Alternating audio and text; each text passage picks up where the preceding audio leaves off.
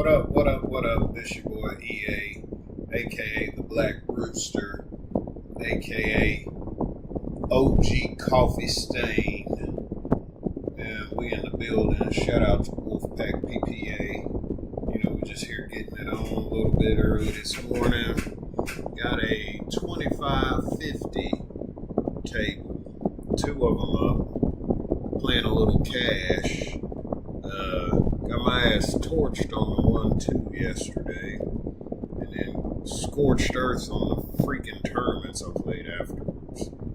So, when all else fails, just play more poker. You can't lose can't have a bad beat every hand. Bad beats are supposed to occur less often. So,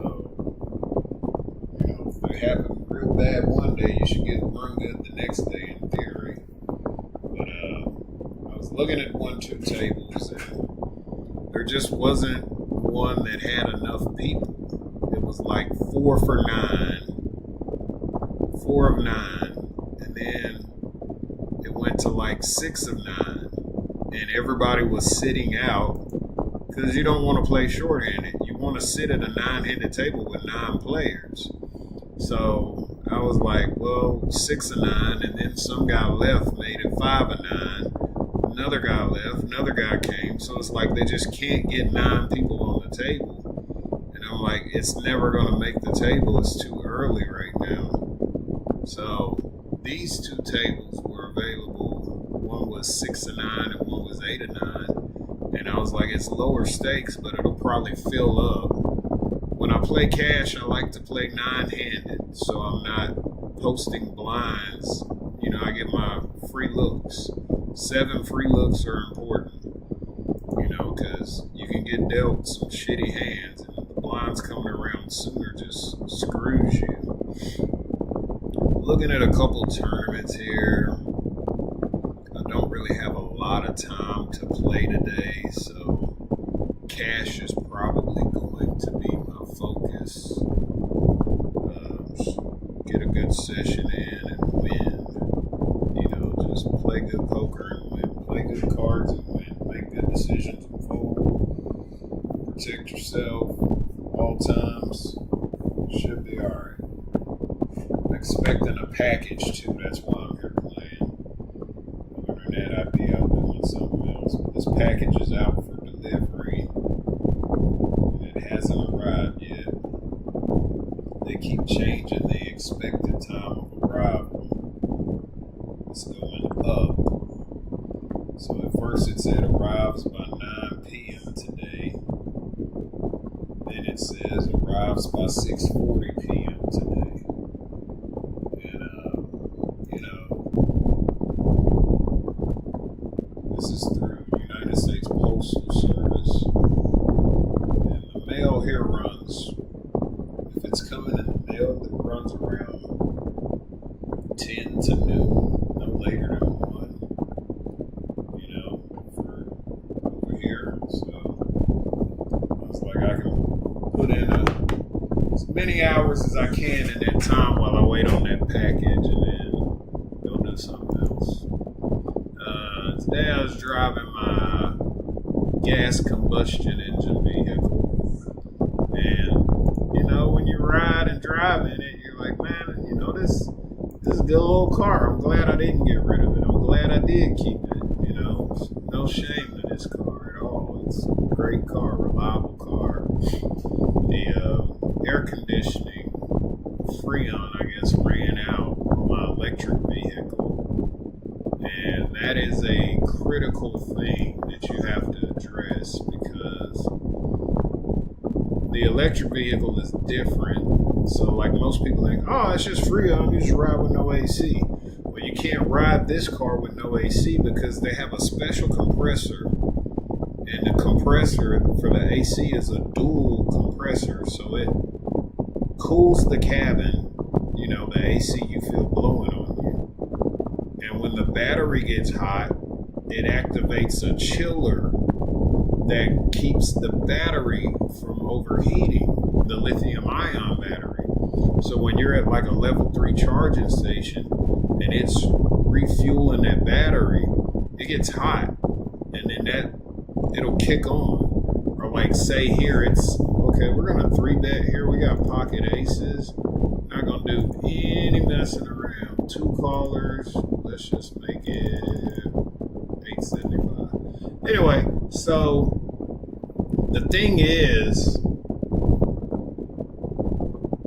if it's summertime and I do level 2 charging here at home, it gets hot enough to where it kicks on while charging here. So for it to get that level of heat just from summertime daytime charging is a thing, you know. And a lot of people, you know, don't understand. You can't let that lithium ion overheat. Oh, we're good. We're Gucci. That's one way to start it off, baby. That's one way to start it off. Hell yeah. Let's keep the party going. But, yeah.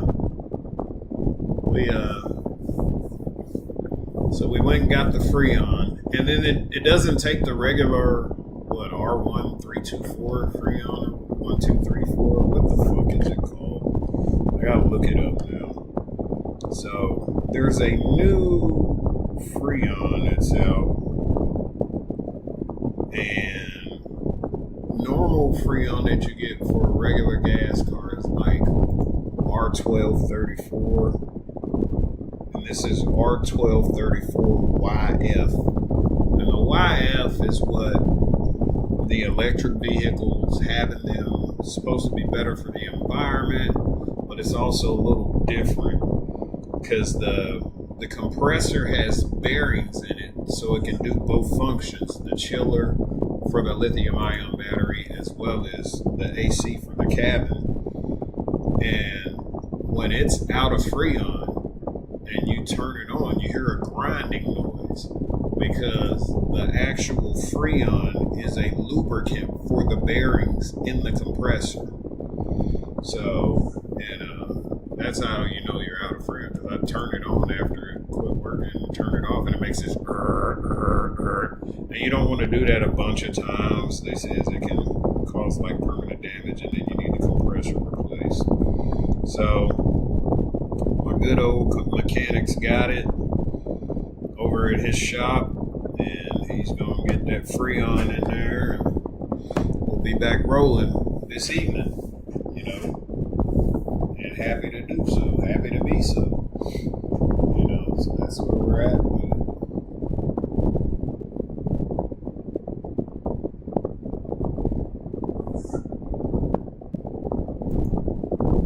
Yeah.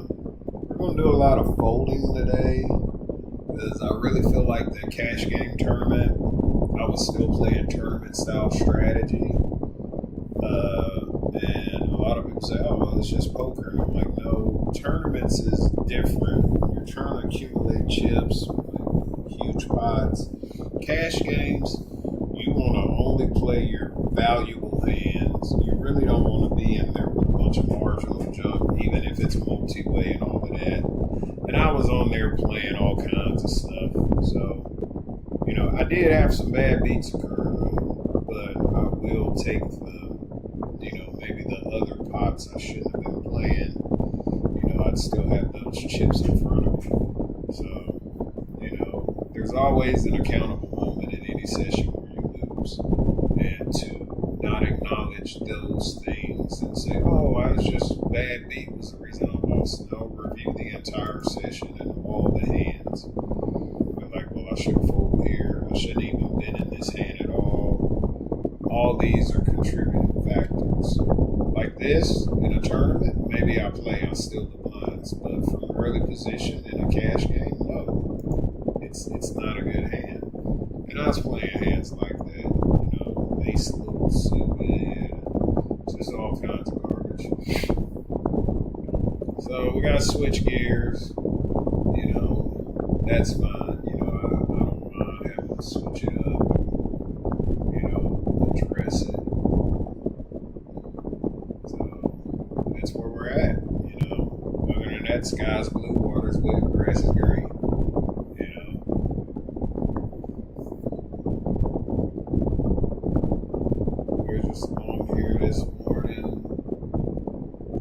said, just something we can play that's not time restricted, like a tournament. Get on here, get off. Whenever our package gets here, we go about the rest of our day. Yeah, I know a lot of people are like, well, why don't you just let the package sit there? I never do. I think I have like impatience when it comes to paying for something and having to wait for it.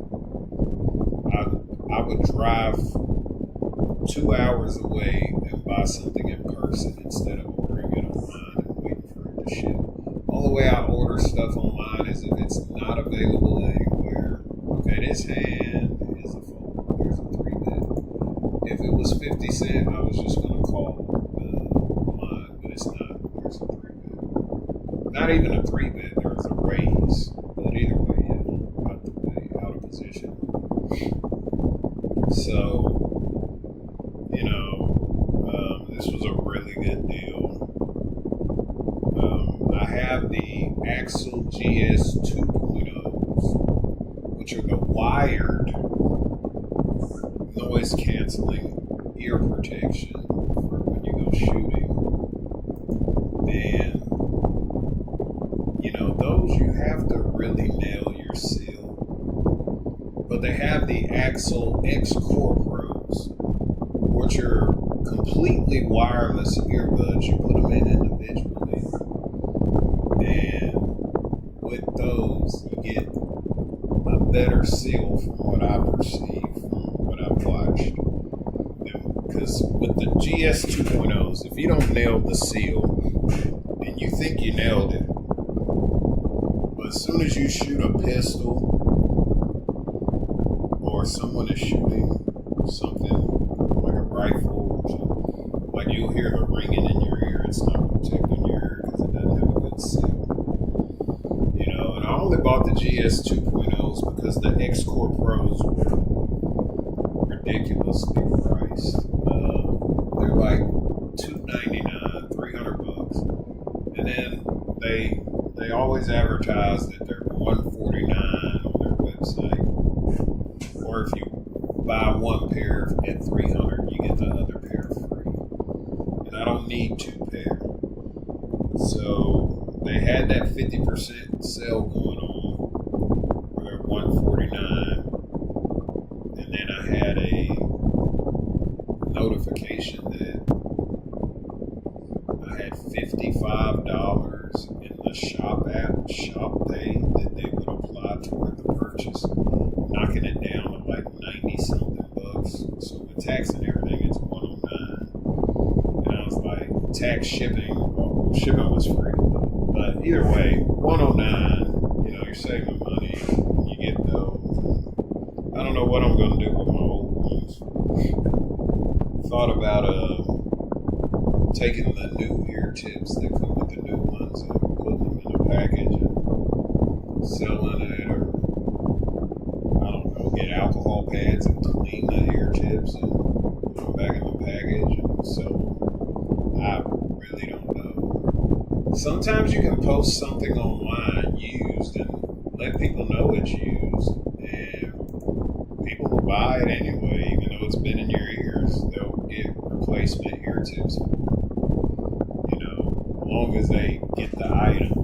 They'll order the ear tips, or they'll have a pair, say some GS 2.0s, and then they broke them. Some kind of way they broke them. The cord got cut or broke in half and they don't work. Because there's a wire that goes from this one to this one, and you wear it at the back of your neck here, or you can wear it across the front. Most people don't. Everybody wears it at the back.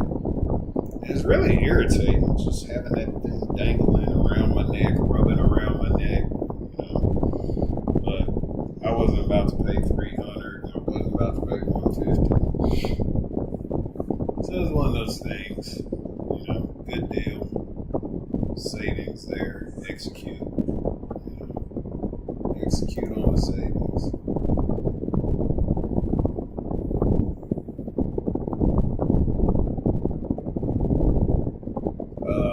I normally don't play these stakes, so I really don't have any layer information or anything other than what I'm seeing now, and I'm not even looking at their names. I'm just playing the hands very straightforward. The value is in what the hand is at the moment it is.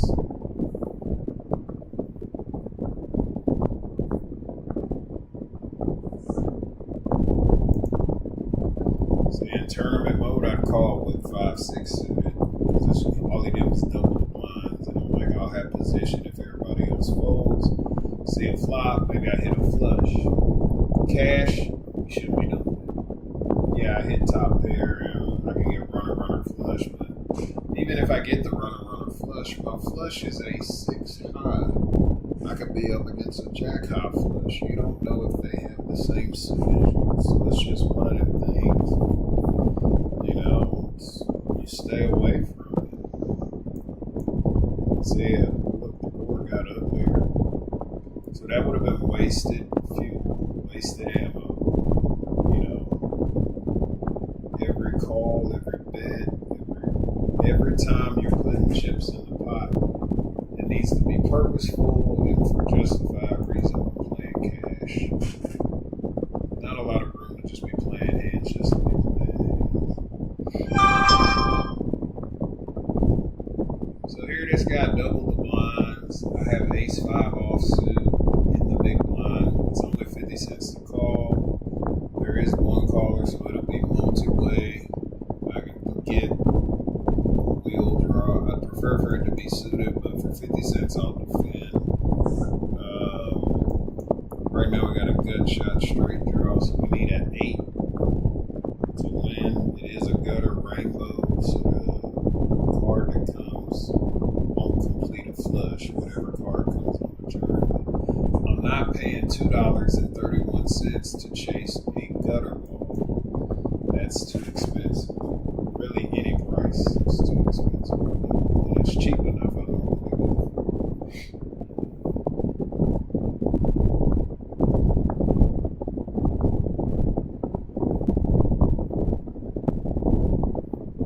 Now we have a double gutter, a 3 or an 8. And the last card wouldn't have got there, so we save money.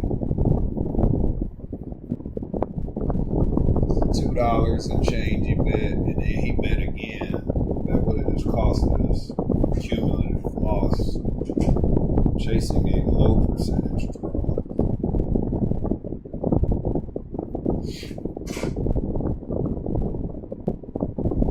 I mean, the hand was already not that great to begin with pre-flop.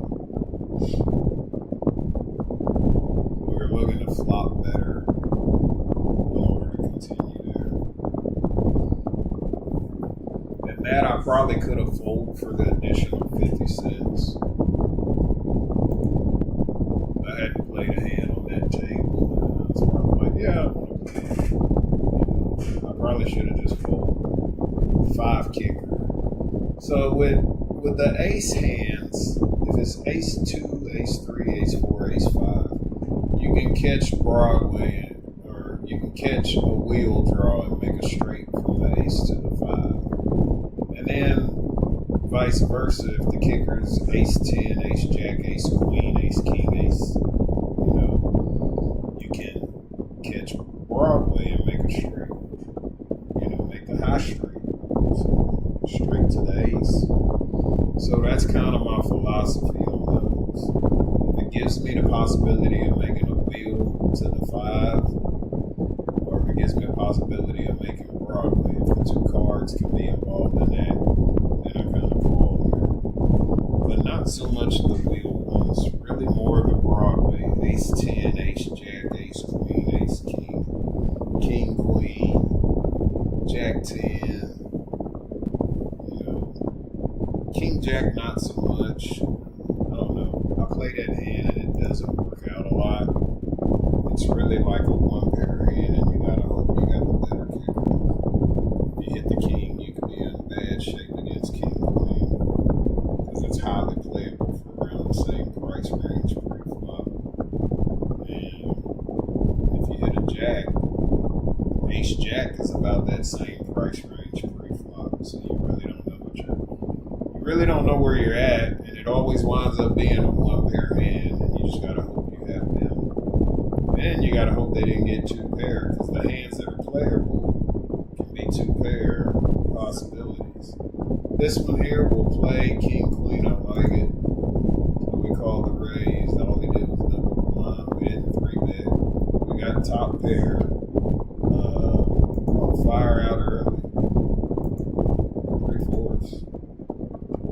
Not gonna mess around with it. Put what we got.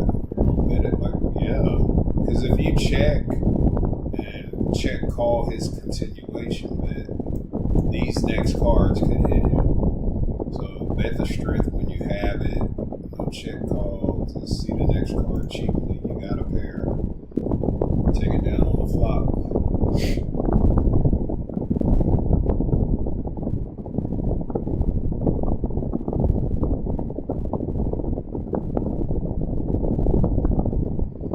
Alright, over here we got ace jack. I like this hand. Kind of middle to late position. Everybody here just does double the blinds, which is really weird. I'm a 3x kind of a guy, but the feel of the table is you're making $1 here because it's lower stakes. They don't really 3x it unless they got premiums or something like kings or some shit. Okay, we hit our top pair. We got a decent kicker. We're gonna bet 3/4 and bottom turn. Just take it down. That's the goal. We had three-way pot at $1 plus the blinds. So there's money in there. Yeah, take it down. That's the objective. Win the hand, take it down. Would have got trip aces by the river. But, my main thing on that pot, I want to win that and get back up. I was only down like $2.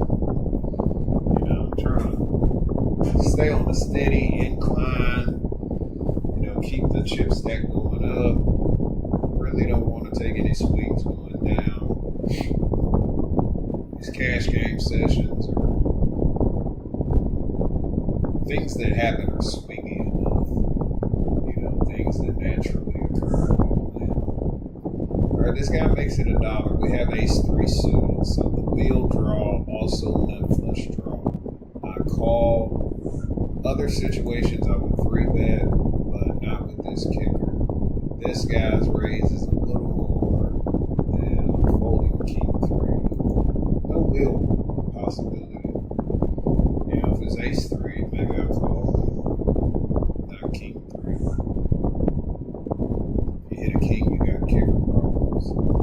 So it makes a really weird bet here. We don't have any piece of the board. Normally I call to see a turn in a tournament because I don't put them on this, but this is cash game. This is literal. Every street of betting matters because these are dollars, whatever, 50 cents, whatever the bet is. And if you have nothing, why are you even calling? Are you banking on your overhitting? It's like crazy. And what if the ace hits? He's got a better kicker. I got a 3 kicker. So it's more or less, I like to hit a flush here. Or 2 pair. Or trip 3s with an ace kicker. Something like that. But if I hit an ace, I'm up against the better ace. Possibly. Highly likely. If there's an ace involved and they have an ace, I'm normally dead there. Unless I hit a kicker or something. Freak that.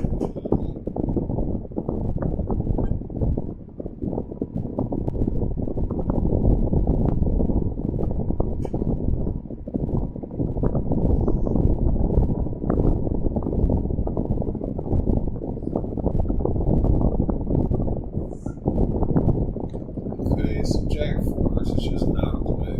There's nothing you can think about. Just a waste of time.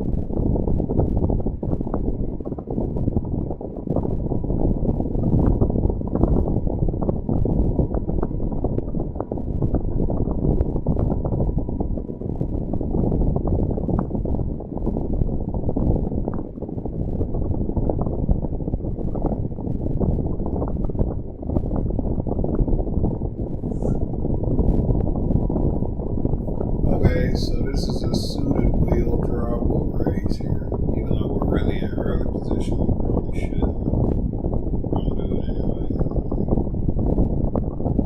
Judge me or not, whatever. I know I contradict myself sometimes.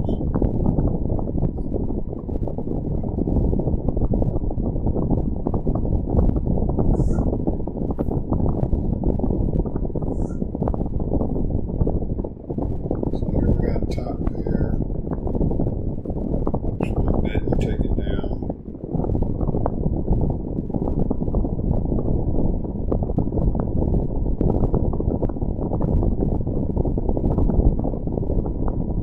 How do y'all feel about overzealous security guards? That was a thing I ran into a lot in Dallas. I was supervisor at a security company. And like, I'm a gun guy. But like, there was like guys that work in an unarmed post that I'm supervisor at. And they were armed at another company. But there was no armed post available and they needed a job. And they would do stupid shit like bring their guns up there to the post. And I'm like, dude, you can't bring it up here. Like, if you leave it in your car, that's fine. I get that. You don't want to leave it at home and someone breaks into your house and steal your rifle. So you put it in your case and you have it in the trunk of your car. But this guy wanted to bring his rifle to the guard check and show me. Mind you, this is an 18-wheeler yard where trucks are coming and going, and when they pull up, we have to check their stuff. And it's a one-man post. We're doing shift change. Oh, and I'm like, no, man, I don't need to see that. And you don't need to have it up here. Yeah, it's cool. You got a rifle. No big deal, man. I've seen guns before. And, it's just younger guys that aren't used to guns or whatever, I guess. Like, I show my friends my gun or whatever, but not at a security post that I'm working and it's supposed to be unarmed and just all kinds of just idiocy. I could just so see him like pulling it out, just all kinds of stuff.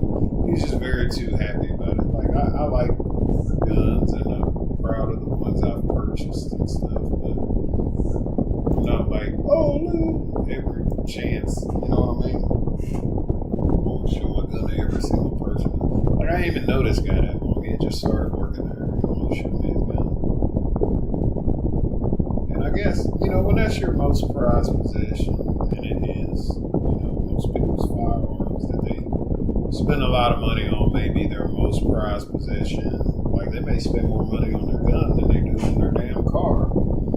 They got a used car that doesn't run great, but they got a rifle that costs freaking $5,000 or some shit.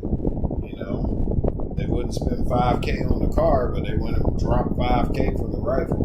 But what they'll tell you is, well, I bought the car for $1,500 and it works, and I had no car payment, so I've been working, saving up the money to get the rifle. Instead of saving up the money, maybe to get a little better car, because when the car breaks down, you got an issue. All vehicles have maintenance. All vehicles have the potential to break down or need some type of maintenance or something. So it's one of them things where it's a negative sum game. If you drive them, they're going to have maintenance. You're going to need tires. If it's a combustible car, you're going to need a oil change. AC freon. There's just all these things that come up. But what bothers me are the people that buy cars and don't drive them. They keep their mileage low. And I'm like, well, I thought you bought the car because you liked it. Like, I do like it. Well, why don't you want to drive it? I'll keep my miles low so the value stays up when I go to trade it in or sell it. get that, but I didn't buy the car to not use it. I bought the car to go places in. I'm gonna put miles on it, and it's funny too, because some people that drive just short distances in their vehicles never really hit the highway with them. Like, they'll go rent a car to go out of town when they have a good car that should be reliable enough to go out of town. It's not an old car. You should be able to go out of town in it. But no, they'll go rent a car to take a road trip. I'm like, what's wrong with your car there? It's not like you're taking 32 road trips in it. One road trip. And what? You can do one road trip a year. You can do 3 or 4 road trips a year. It just doesn't matter. Like, a lot of people think that the wear and tear, it's not from highway. It's normally from city driving. Stopping and starting, stopping and starting.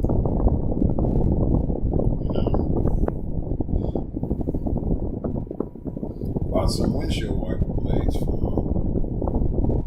gas car today. Wipers were worn down pretty bad. When I got up and left today, I was going somewhere. It started drizzling, and when I turned the wipers on, it just smeared it. Wasn't really squeegeeing it like the rubber is supposed to. And it's been that way for a while, but I hardly drive this car. So I'm like, it's supposed to rain possibly today or this weekend. So it's like, if I'm stuck driving it and it rains, I don't want to be in a spot where I'm like, man, these wipers suck. I can't see jack shit. So, those things. Man, I should have got something to eat. Well, I got some chicken breast in there. I can slice them on.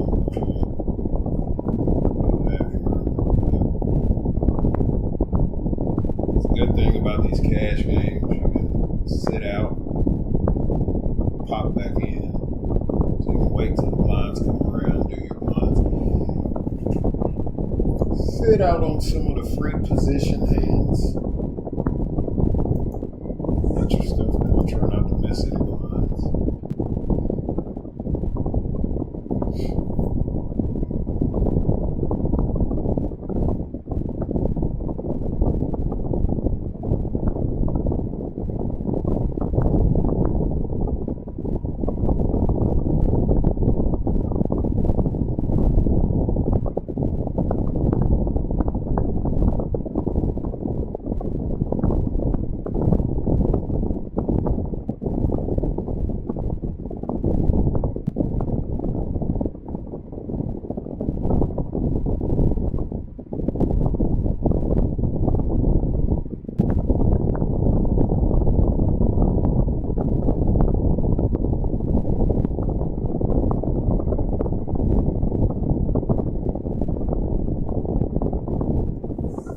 Alright, so here we got Pocket 8s. It's a standard range, and anything from Pocket 8s to Pocket Aces is raisable.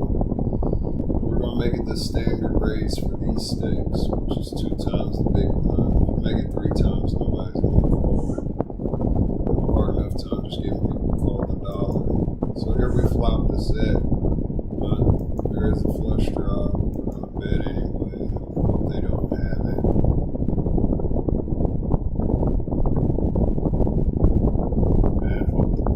If they call, well, they didn't even call. Take it down, went ahead. And glad we made them fold. They're holding one club they got there. Now we got Pocket 10s. This guy makes $1.25, which is a little more than the standard. We don't want to induce multi-way callers, so we're going to make it $2.50. Because he raised from early position, so we want to signify the strength of our hand, possible representation of something else if we miss the board. We got action. Okay. Here, a continuation bet.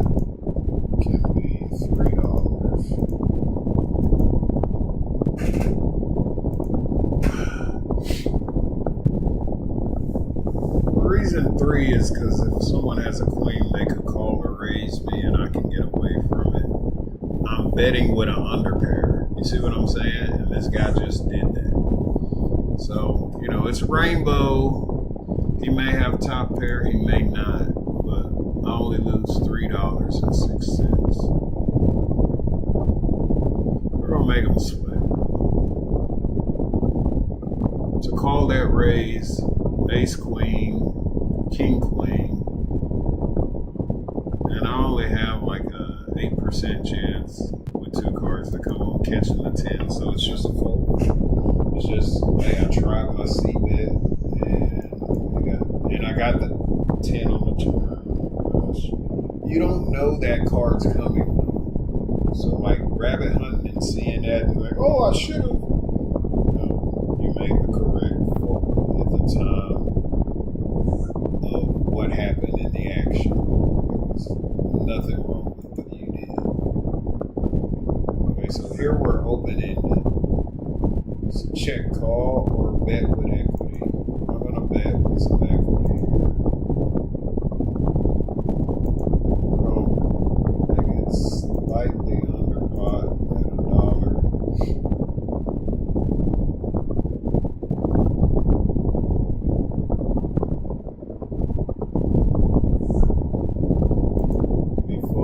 Got some respect out of this. Didn't make the straight, but we hit a queen on the turn. And you gotta look at who's raising me. Like, he's got a chip stack. He's made some money here. Max buy-in's 50 and he's got 118. So before I sat here, he may have been just beating the hell out of everybody.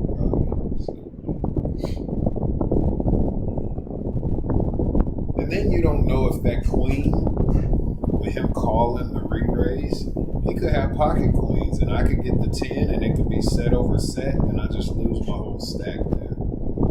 So it's just best to fold. If I have the 10, then I'm justified for calling the raise, but I don't. I just fired the continuation bet and take it down, I'll take it down.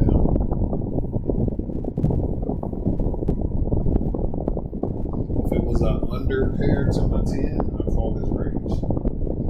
Like if it was a 9 and that was the highest card on the board and I bet my continuation bet and he raises, of course I call. I know there's a queen there, which is, if he hit, it's bigger than my 10s.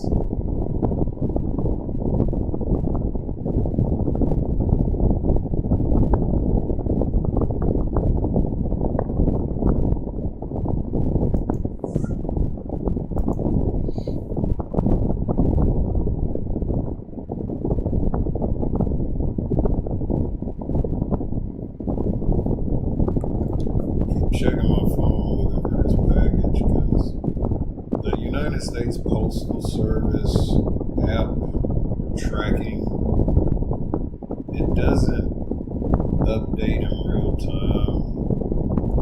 Like it could be delivered out there now. It'll send me a notification at 2 o'clock. Your package has been delivered to the mailbox, to the front porch, whatever. It's always delayed, and I get it because there's multiple packages or units here. So they probably key them all in after they're done.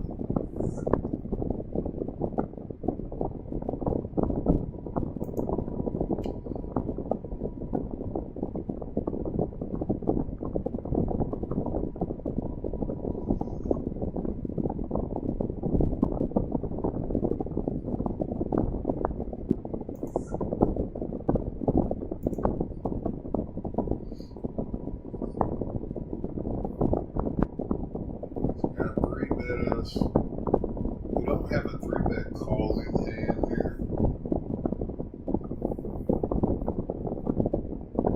So we're just going to fold. It's just that simple. Shit ain't even that hard. It's ace. 3-bet's gotta be ace. We got pocket 7s over here. pair. I'll make it $1 because that's the standard amount. Waiting on the big blind so we can get called. Okay, so we have second pair in relation to the board. So this will be a continuation bet. 3/4 the pot.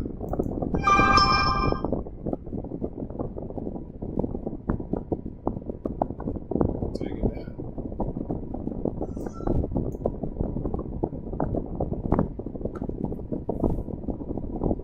Pocket sixes from the big blind.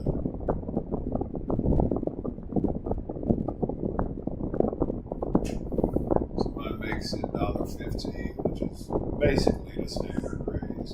They're just clicking on the half pot, 3/4, whatever you want to call it. Whatever number gets it closest to the dollar is what they're clicking on. Okay, so the board pairs. Here we may be good. So we're going to bet a little more than half. There we go, take it down. Jack 8.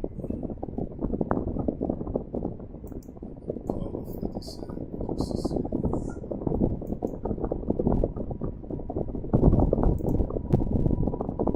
Just can't let someone steal your big blind every time they feel like it. You gotta at least know it's a semi play, just in case you connect with it.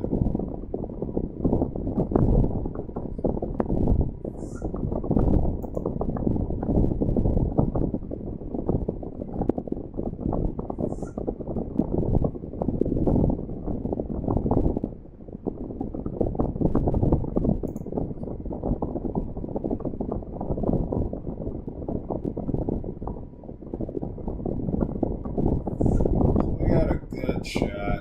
Rainbow gutter again. Need a 9. Not there. Only a 9. Give us a 5 card hand. We could hit a 10 and be good. We don't know that. 2 overs are out there. 50 cents. Even though that's a cheap bet, because it's a gut shot.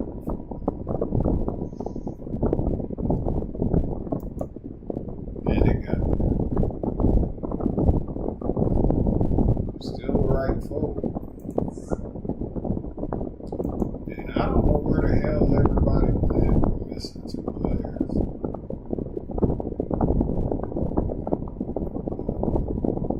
Maybe time to pull off here. We're missing 2 and 2 are sitting out. So, yeah, that's playing shorthanded, and I don't want to do that. Bye. And we'll just focus on this one. And we'll go over here and look for 1, 2.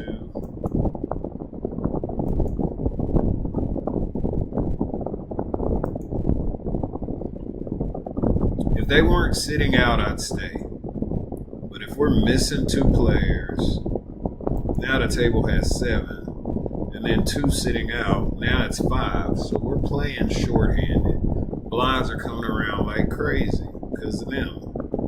They could play with 7 players. They don't have to sit out.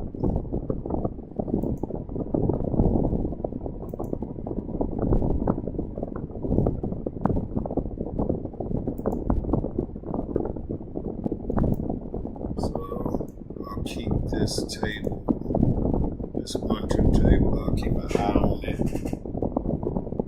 down here on the monitor. See if anything develops or a spot comes open. There's a couple of stacks that have less than 100. One that's got 70 or so dollars, and then there's one that's got 90. So the one that's 70, if he doesn't rebuy, he'll probably be done as soon as he closes.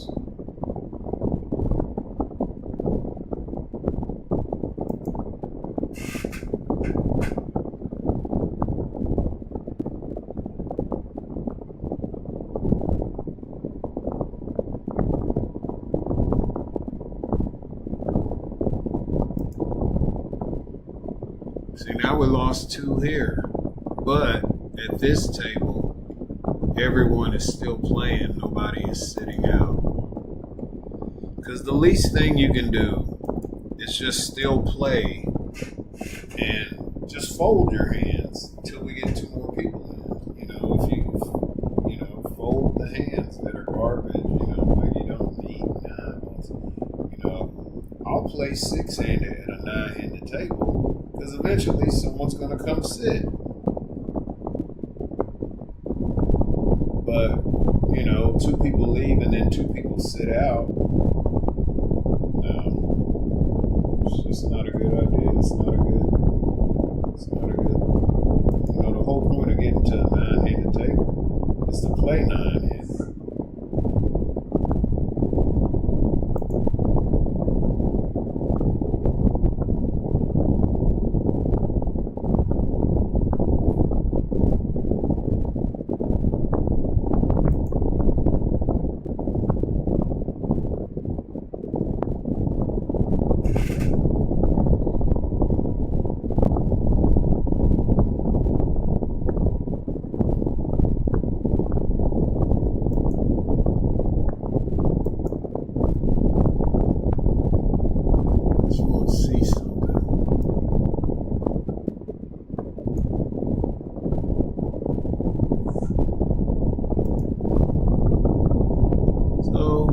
Here we got 10s.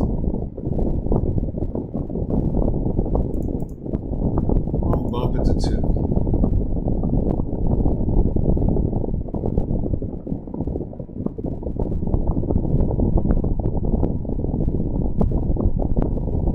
Have an over to the entire board. They also have over as well. We're on continuation bet. And take it down. And, we earned an extra $1 by 3 betting.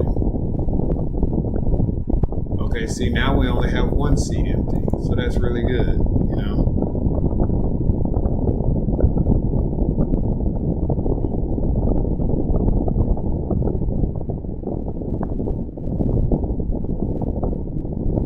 So I'm looking at this 3-6 table. Because I don't see a 2-5. So the 3-6 is, I guess, 300 to 600. 600 is the max buy-in. And just looking at it.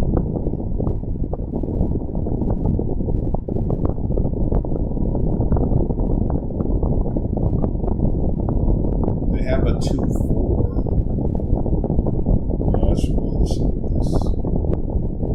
Looks like everybody comes to the table with 600. Nobody short buys. That's what I was wanting to see. Does anybody come on the table for 300? If they did, they didn't. They're not there anymore. Everybody has 600 or more. And it looks like they auto reload like the guys at the 1-2. And I'm wondering if, the guys at the 1-2 are also playing 2-4 and 3-6 higher stake games, and they're just playing along. So that one player that had like $71, they're down to like 52, and they raised $4, and somebody just 3-bet them to 15. So depending on this hand, they may lose their whole stack, and don't know if they're going to reload or not. So I'm going to keep an eye on it. Still to see. The guys betting them got them down to 27. River, he went all in on the river. The guy called, and the guy beat him with pocket kings. He had Jack Queen for a missed straight draw, but he was out of position, and the guy played the kings very unaggressive. Like he raised up the seats available. And we're taking it. Alright, so we're going to pull off of this. Breaking even. We're getting off of that. We're going to 1-2. And we're going to play. 9 of 9 at 1-2. And that's what we wanted. And can we top off while not in the hand? I think so. Auto top. No, we don't want auto. Cancel. Okay, so this is the thing that sucks. When you jump on the 1-2 table for less, like, I had over 200 on here, but it was 50 on the other table, and I like buying in for 200, but there was 183 in the account, so I just hit max and got that on there. I should have hit 100, because it would let me add on at 100, I believe, but it won't let you short buy. Like, I'm not even in a hand yet, and I can't short buy. I can put auto top up, but that'll do that shit every hand. If I fucking lose a hand, it's gonna pop me back up to 200, which is a nightmare for me. I'm like, no, I don't want to be doing that. I know that's what they like to do. See, this guy's in for 80, so I guess the minimum at the 1-2 is 80. Is it? Look, 80 to 200. See, I have $50.92. And it won't let me put that other 17 on there. So I like to have 100 big blinds. And actually, I may get off this table because there's nobody here. Fuck yeah, look at that. These people left. No. Yes, I'm leaving. Fuck that. I could have stayed where I was at. I saw one seat come available. And I was like, okay. And then I sit at the fucking thing. And then 2 people leave. And it's like, what the hell? It's already like super short-handed.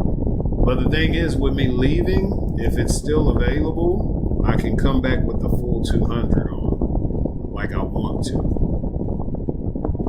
So right now it's showing 5 of 9. We're gonna wait and watch it. And if it gets to 6 or 7, see, that's 6. If we get one more and it gets 7, I'll be 8. When it gets to 7, I'm like, okay, I'll be 8 because 9's coming. And that's exactly what I did. And I got my 200 on there like I wanted. So now we can play, you know, whatever. And wait for the big blind. I'm good with that.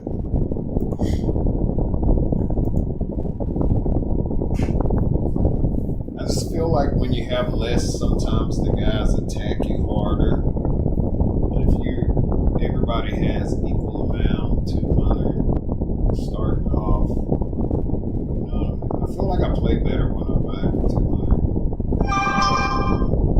My good friend Artie Frun, rest in peace, he passed away. But he would go to 1-2 at the casino and buy in for $100. And I would just be like, man, buy in for 200, because he would rebuy. And what's happening is he's playing hands and people are raising him. You know, they catch premiums and they 3-bet him. Let's see, dealer, small, big. I'm trying to see if I can go to the mailbox. My package has been delivered. I don't want to miss a hand or blind.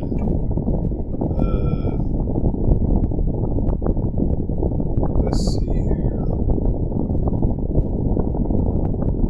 If it says it was delivered to the door, I can run to the door really fast.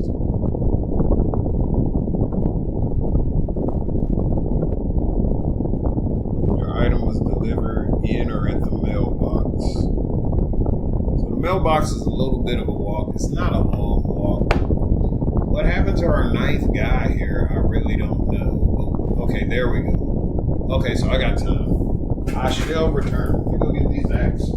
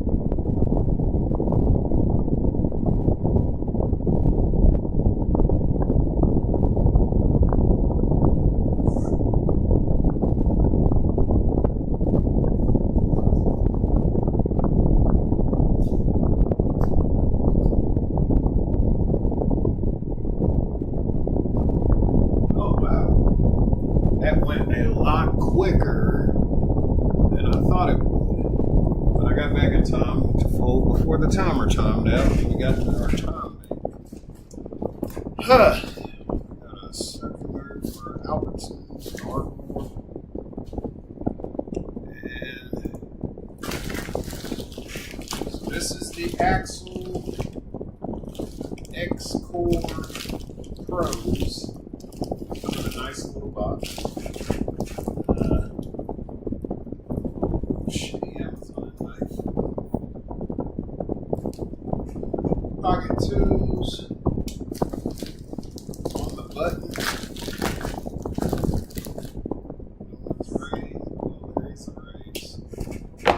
I don't want to call $5, but if I hit a set, I'd be good. He's kind of middle late position, but I just walked back in the door. I have no point of reference. I don't even know that name of the guy that raised. If it was a name that I played against, like I played against Jimmy Chi. Damn, Jimmy Chi is the only one I played against up there.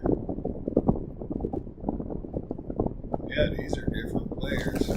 So there's one that's named Parker that I see a lot. I can't remember them all, but if they're up there, I recall them. So the only one I've played against that's on this table right now is Jimmy Chi. And I'm just cutting this for no reason. It's wow, I have a big enough gap to pull this box out.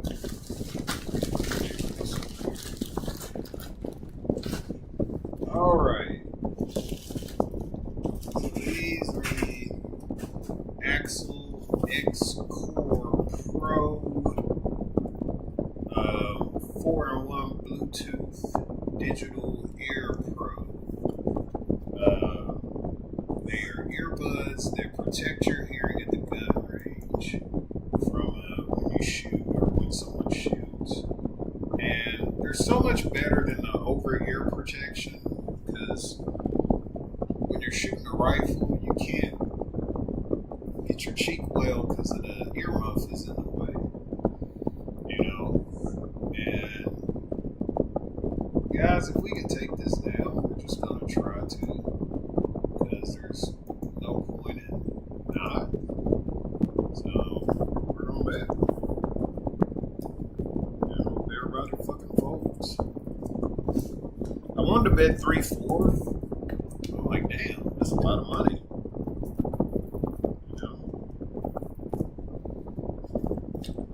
How do you open this shit? You're playing a fucking hand and trying to open this box. You better pay attention to what the fuck's going on here. We're gonna press it a little bit here, make it 11. Show some strength. Can't be a coward the whole man. Gotta get this guy to fucking fold. Shit. He called again. Oh, we got a boat on the river. So here we're going to go 3/4 and look like we're trying to steal it. Hope he comes over the top. As long as he doesn't have quad fives, we should hold. Oh, he folds. Shit. But hey, we won a good sized pot. You know, we made some money. You know, maybe if we bet thin, he calls the thinner bet. Maybe we get value there. And I need to think about that when I get made hands on the river that are really good. And I've gotten them to call the flop and turn. You know, maybe betting less and less is more. Because you don't get too many full houses playing this game. And you want to extract value when you do get them. So I need to maybe think about that next time. An underbet to make him try to steal. I don't know, these guys are pretty good though. They make difficult folds a lot of times and show them. Okay, so I cut the little sticker part out the bottom, and this should slide down, but it's like in there. Pretty freaking good. It's a good box. Give them that. Gotta get your fingers in there and pull it out.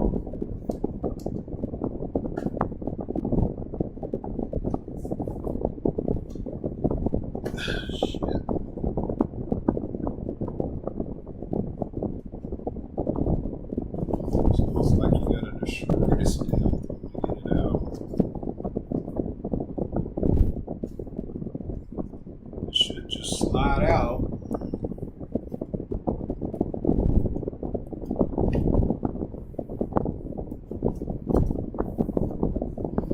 Maybe we open this top part. Peel this. Yep. I don't want to tear the outer box. Peel this. Pocket nines again. Every time we try to open this box from the top, we get pocket nines. And they tell me I'm opening it the wrong way or some shit. Is that what the universe does? Hey, you're opening it the wrong way. Go ahead and look at it later. What's going on here, G?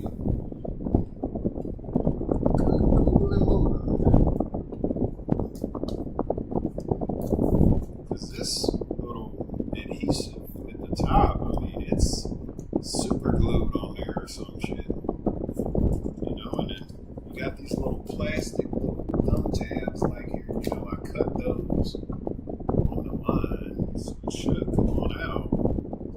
Okay, they got it raised. I don't put them on a 10. I mean, I'm not putting anyone on a 10, so I really feel like I'm good here, taking some value, taking a shot. We're going to bet 950 to win 16. You know? And if we win it, so be it. We were not looking for any resistance, however, and that got called. So this is obviously something going on that we're not aware of. You know, so we got out of the way. And I know people be like, "Oh man, you shouldn't have fallen." Bullshit. You might have that flush draw, the nut flush draw, and now the ace just got there. I'd have wasted $26. Already spent 9. You know, yeah, look, 51. It only gets bigger.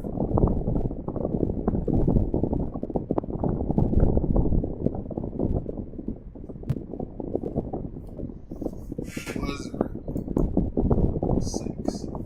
So I mean, the diamonds got there, the ace got there. If I call the 26, then I have to shut down when the ace lands anyway. So, and there's overs out there. Any over hits, I have to shut down. $26 turn. Yeah, I bet 9, but I don't know. His raise just represented some significance to me. Maybe this ain't for him. And he's got a shit ton of chips, so he could have just been bullying and bluffing. But unless I have 3 of a kind or 2 pair, I can't really just get married to my underpair. There's a 10 out there. Beats my nines. I'm afraid to open this because I'll get pocket nines again if I start messing with the top part of this package. I'm messing with pocket queens. Is this the pocket pair package or what? I didn't know they had a deal like that. If you mess with this package, you will get pocket pairs while trying to open this package every time you try to open it. Oh my goodness. The pocket pair package. I'm going to wait till the next hand and do it again. Just give me a fucking aces and let them hold. Oh, shit. Wow. So this is a hand where we will call it 3-bet. It's not a weak hand. Just wondering what he's 3-betting with. We got to see a flop. That was not good for our range. Because we don't have a heart. That is it. We think we're beat.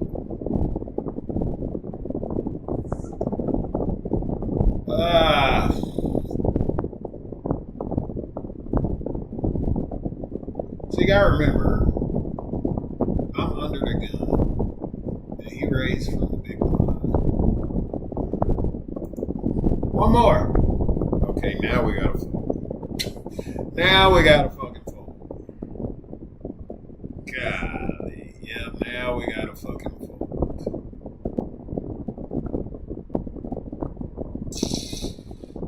Ace, king, pocket kings, aces. We fold. And a heart on river. I mean, the 3 hearts was bad enough.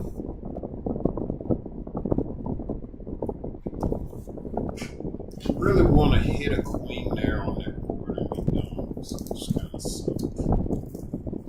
Also profit.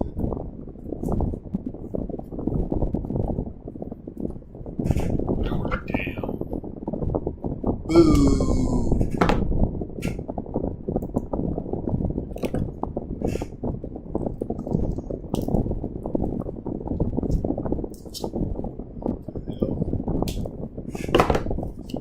Write a review about this fucked up ass packaging they got. Like, what the fuck is your problem with the glue on the top?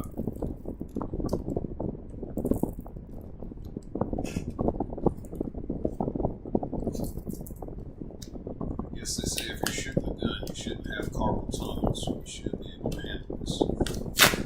Good lord. I'll throw that garbage.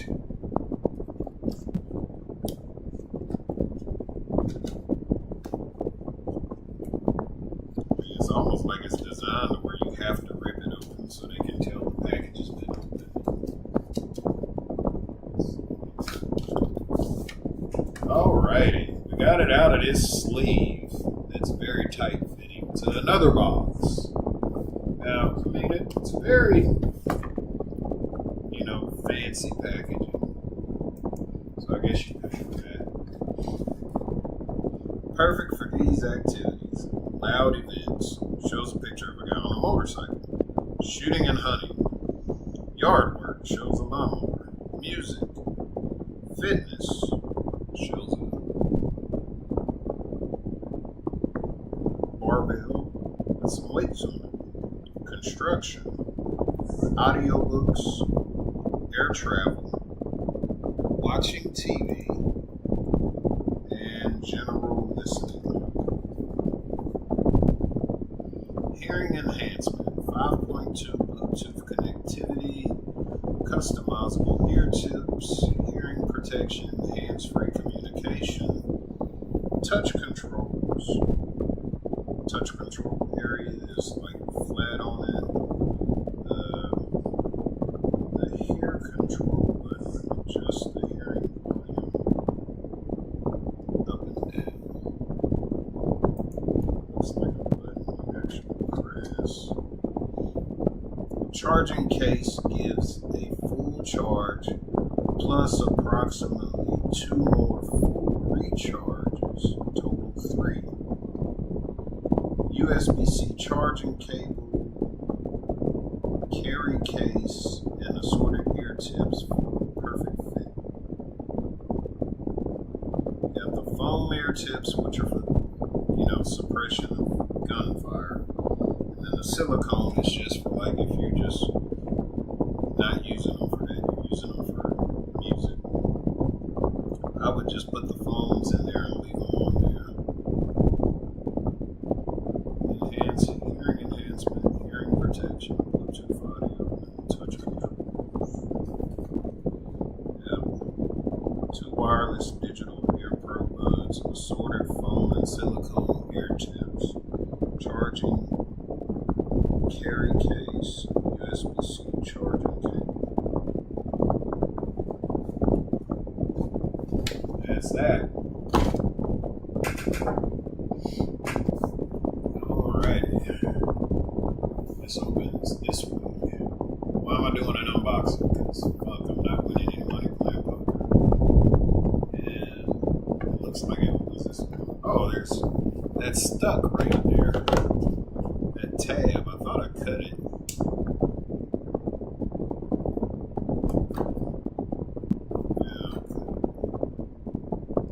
There we go. So this is it. You get the earbuds, the charging cradle is here, the 2 earbuds are here, and the carrying case. Now let's take a look see at the carrying case. It's a bigger carrying case than the GS 2.0s. It's bigger and it's more firm so it can handle being dropped and slammed or squished. It doesn't have a lot of give to it. It's got some give, but you can feel the firmness. So it's definitely a protection kind of a thing.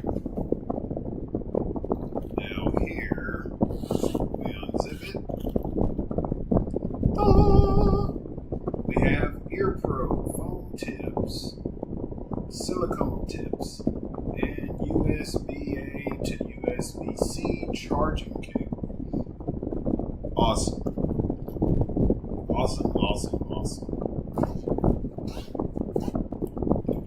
And now we have the charging case, which doesn't slide out. I mean, this thing is like in there. How are you supposed to get it out? Like the earbuds, you have a slotted area for your fingers to get in between and grab, so you can grab them out one by one. Shit, don't want to drop them on the first day. Hope they're durable enough for that. It wasn't that far of a drop. Alright, got the earbuds out. So they have on the inside, left, letting you know this is for the left side, and right, letting you know this is for the right side. Got an R in there. So put them in the right ear each time. This case is stuck in here. Okay, we got pocket jacks. I'm gonna go to my 3X big blind situation here, because I don't know, maybe they made that guy feel comfortable with 3-betting me in that hand earlier. We have an open pair to the board. I'm gonna bet 3/4 the pot. No flipping around. NFA rules are in effect. There we go, take it down. We can get us about 32 more of those, we'll be in good shape. Okay, so I had to take this insert out, because this is stuck inside this insert. And you gotta be able to bend and flex it and push it in the back to get this case out. There we go. And underneath the insert is some information, like a quick start guide, which is important you read it. The guy that did a video about how to put these in your ear correctly says that a lot of the people that didn't read the start guide, he could tell they didn't read it, or they gave it bad reviews on Amazon, because you can tell they didn't know what they were doing just reading what their complaint was. He said if you read the quick start guide, you'll be good to go. He also said when powering these on something, says it in the book, so we'll read it. Something about when powering them on for the first time. I don't remember if it was one at a time or power on outside your ear or inside your ear. I'd have to watch the video again just to figure out what he said. I can fold bad hands and read this and be just fine.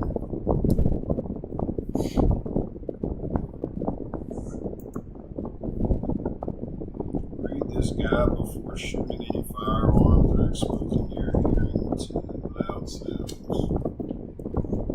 Terms and conditions, understanding your responsibility. Alright. General foam, small, medium, large, best for shooting, industrial, auto racing, and other extreme loud environment activities. Says it'll do 29 decibel, SNR, 23 decibel, NRR, maximum hearing protection. So the phones give you the maximum hearing protection. We knew that already. Silicone, medium or large, good for audio and general hearing purpose, offers mild hearing protection only. Not good for shooting, very important. Not good for shooting in other loud sounds. Step 2, place the tip on the sound. Well, step 1 says proper tip selection, critical. Choose the tip that's right for the level of hearing protection you need. Now, it comes with the phones already pre-installed, so it's just what size these are. I think these are medium because I watched the video. The guy said it came with the mediums. Ace King versus Ace King. Oh wow, what a race! Get the fuck out of here, dudes. Chop ass clock. Run it twice. Fucking cowards.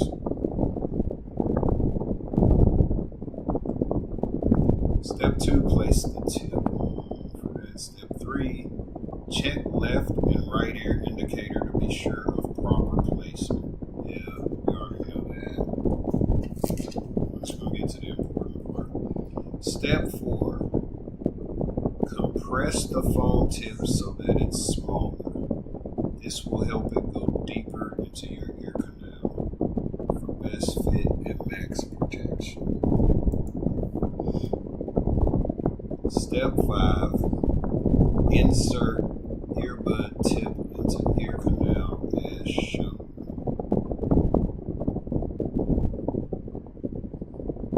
Step 6, twist earbud until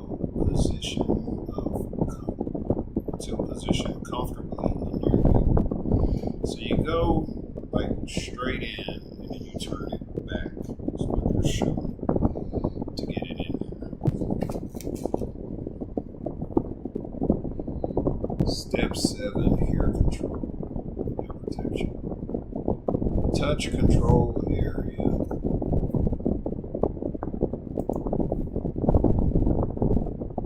Long press touch control area for 2 seconds. Sound on, sound off. Rectangular button. All sound levels provide max hearing protection.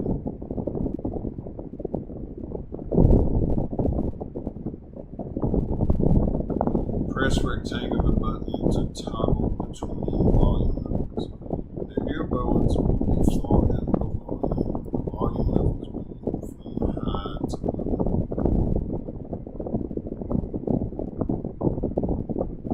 I didn't move from high to low if they started. Hearing enhancement and protection function can be used simultaneously with audio phone controls.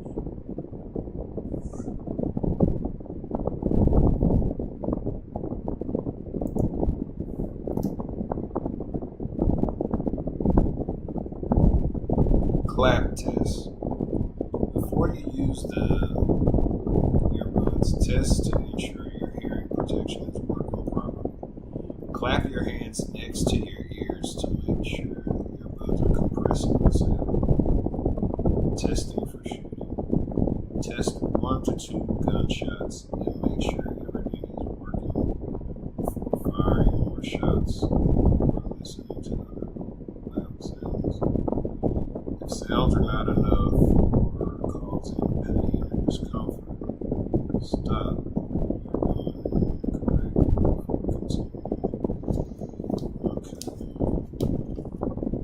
Touch control. Single tap. Right ear. Audio volume up and down. Left ear, same thing. Double tap is pause and play. Triple tap. On the right ear, skip forward on the track. Triple tap on the left ear, skip backwards. Single tap on the right ear is while on the phone is for call volume up. Left ear is call volume down. Double tap answers the call on either ear, and triple tap rejects the call. So these are things you need to know if you're going to have these in your ears when you're walking around doing stuff. Other functions and procedures. Sleep mode. The unit is powered on and the Bluetooth connection is not established within 5 minutes. Bluetooth will go to sleep mode to save power. To wake up, double tap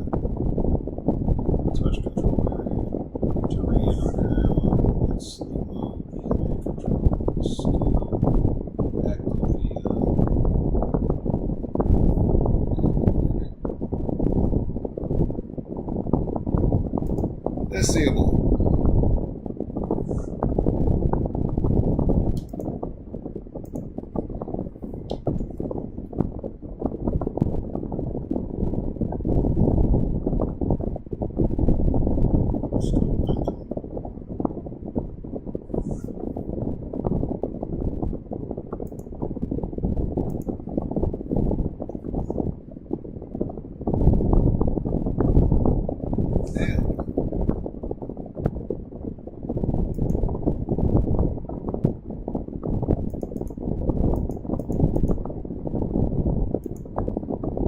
Some value here.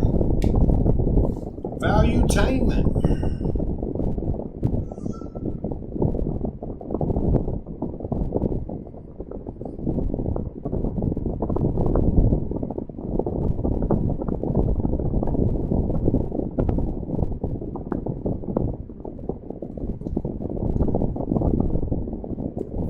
We just working back little by little.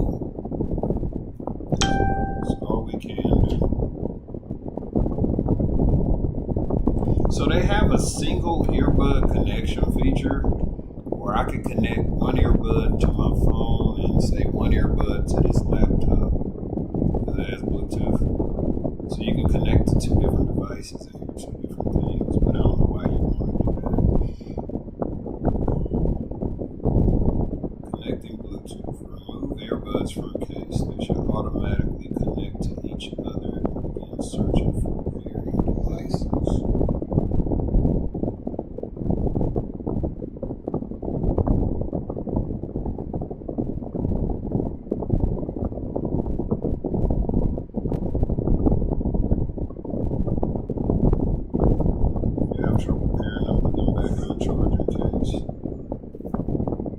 Jack not suited for the button I like.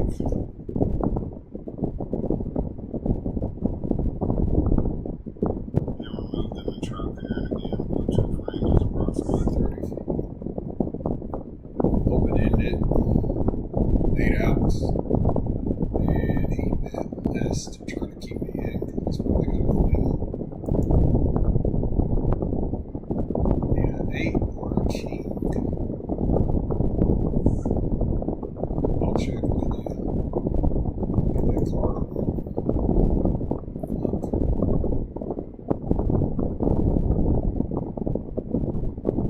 There's really no way I can call a bet here.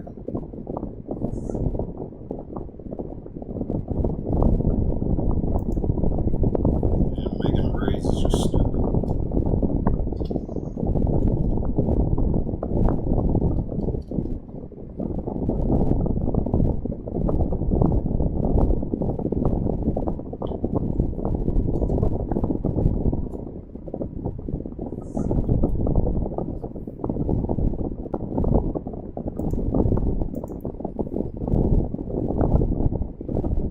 Charge inside the charging case. The charging case gives you 3 full charges. The black light illuminates while charging. White light turns on when fully charged. And that's not a good one for us.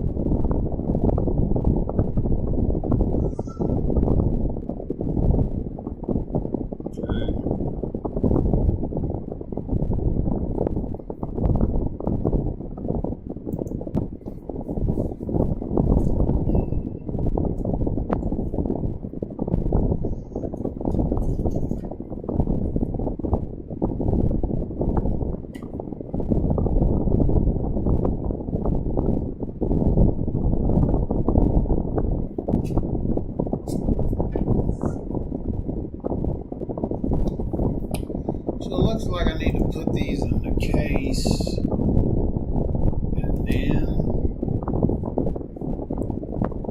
open the case to let them initiate the Bluetooth connection.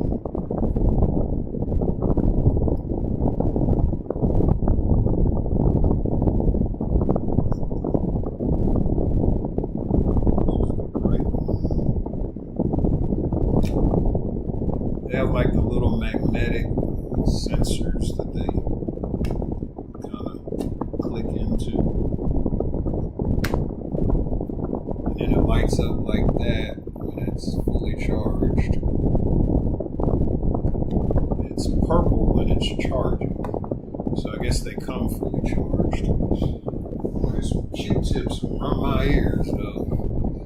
I hate putting some new shit in my ear. I got soap in there from my shower. There's one dry soap in my ear. I can feel it. That's the time I'll get.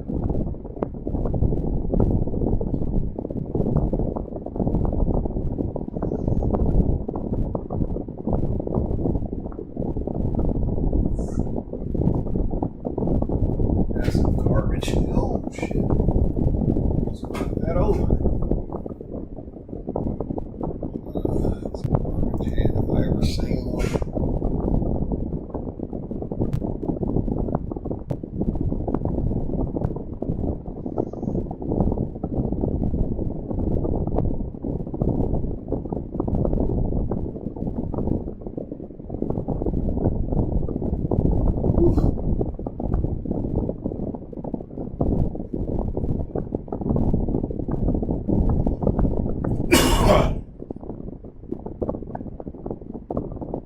Some people actually say Q-tips are bad to clean your ears. You're supposed to use these other things. But I'm an 80s baby. Back in the 80s, how you gonna say they're bad now? Maybe they don't make them as good as they did in the 80s, because sometimes you have a little cotton piece break off. It's stuck in your ear.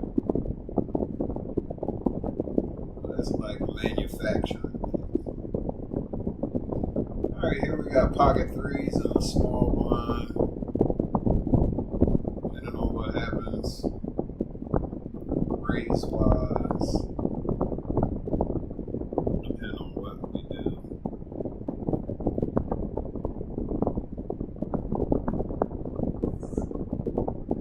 We'll call the standard raise, but this I hope we flop a set.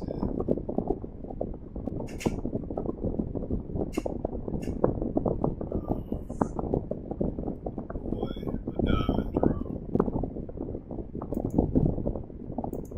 I bet half the pot just to try to take it down. That was not the card we needed. I'm going to check the rest of the way out of here if we can.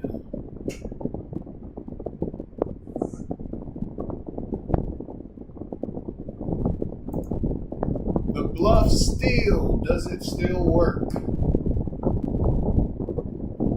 The out of position bluff still on the river, betting 3/4 the pot into your opponent out of position. All the way you can call is if he has a queen. All the way you can raise is if he has a queen. He didn't play like he had a queen.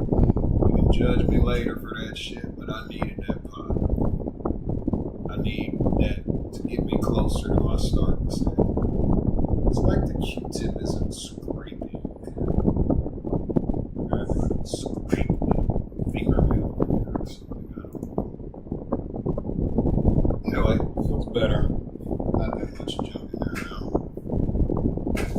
We get to these Q-tips in our trusty little package bag. Shit, on this.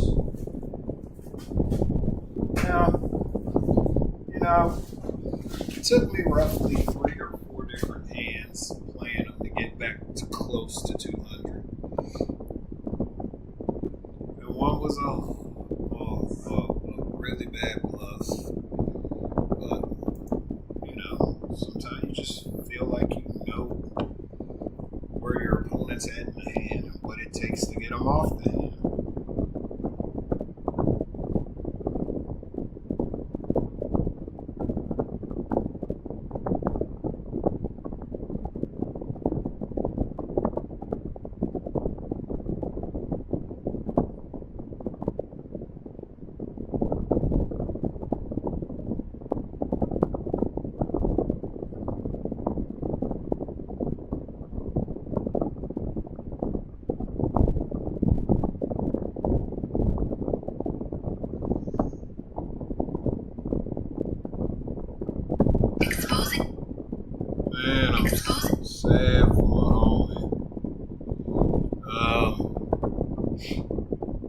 think I talked about this on the last stream.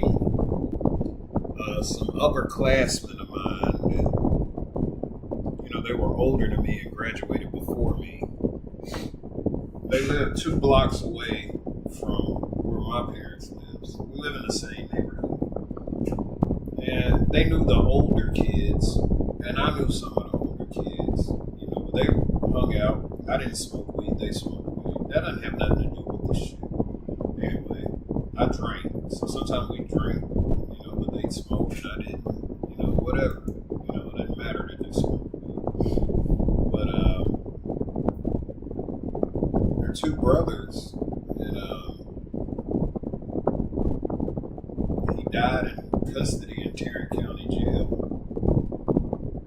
And they wanted to say it was from medical complications of medical. That's what the county is trying to say.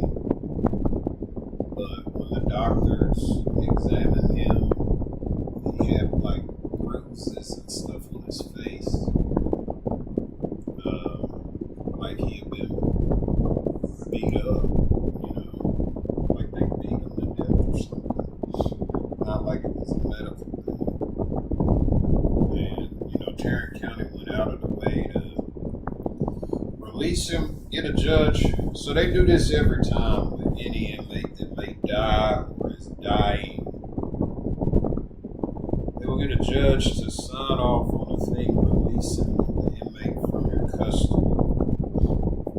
Take him and transport him to the hospital.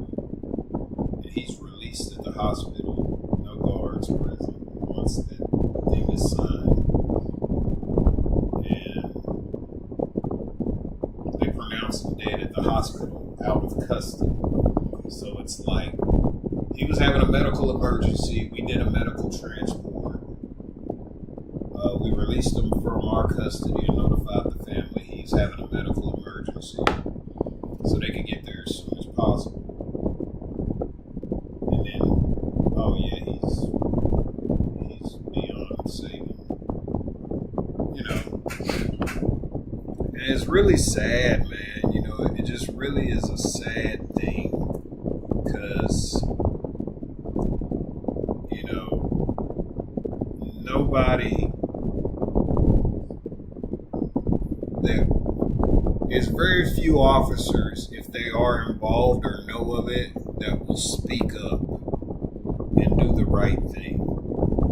There's just not a lot of them, and that's sad because you have to have the moral compass to say, yeah, blue wall, fuck that. There is no blue wall when someone is killed or murdered. I'm not programming like that. I don't care how you feel about it. I don't care what you think of me. And oh man, well you're just soft. Well, I'll be soft. I don't care. I'm good with being soft. It makes me feel just fine.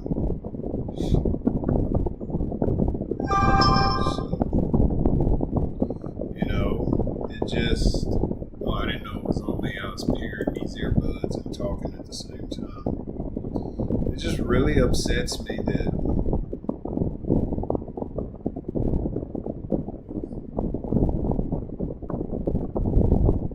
that can happen.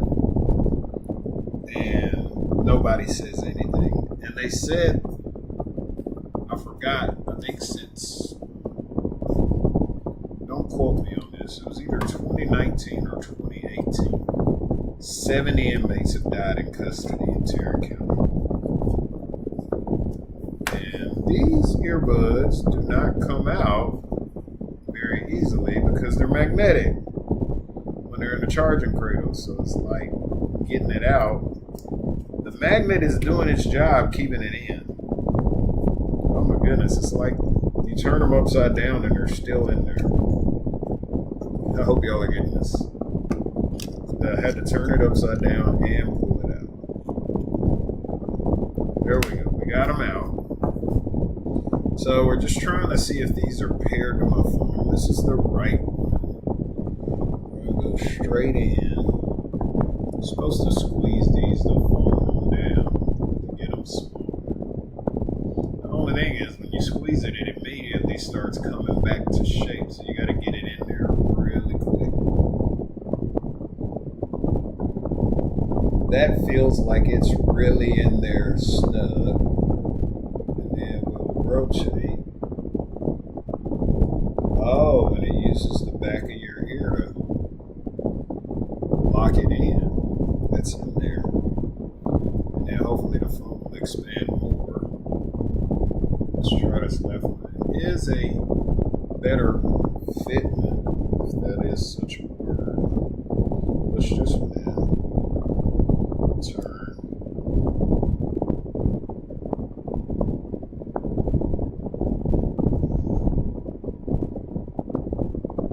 Feel kind of just Ace Queen Suited is a playable hand, so we will be playing unless there's some crazy action.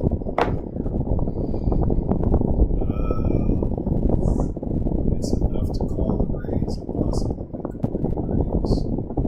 I'm just going to call and play a post flop because it's only 2 in the back line. Flop top pair, top kicker, get a flush redraw. He's betting. Just going to call.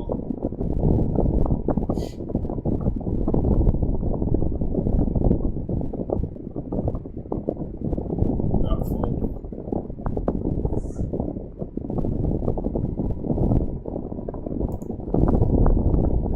Two pair. Definitely not folding.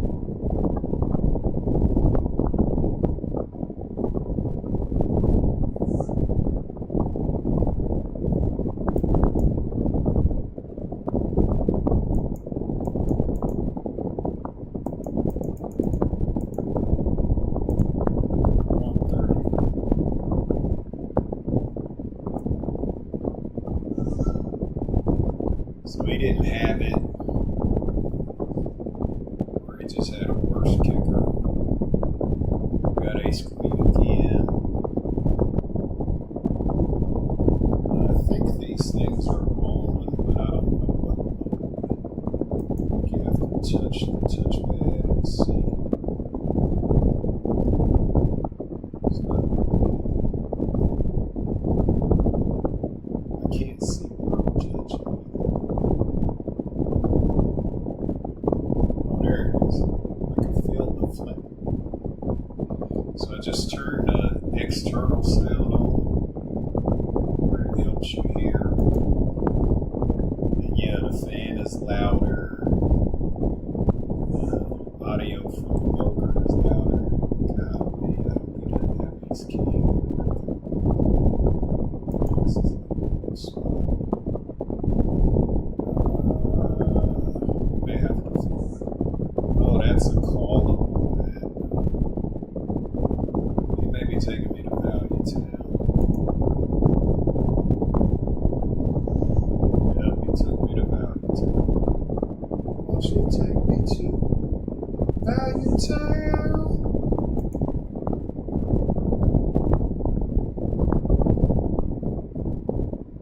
And then you turn the sound off, and it's like very muted. So I got that. Let's see here. Got all these touch things. I know ones for when you're playing something to skip.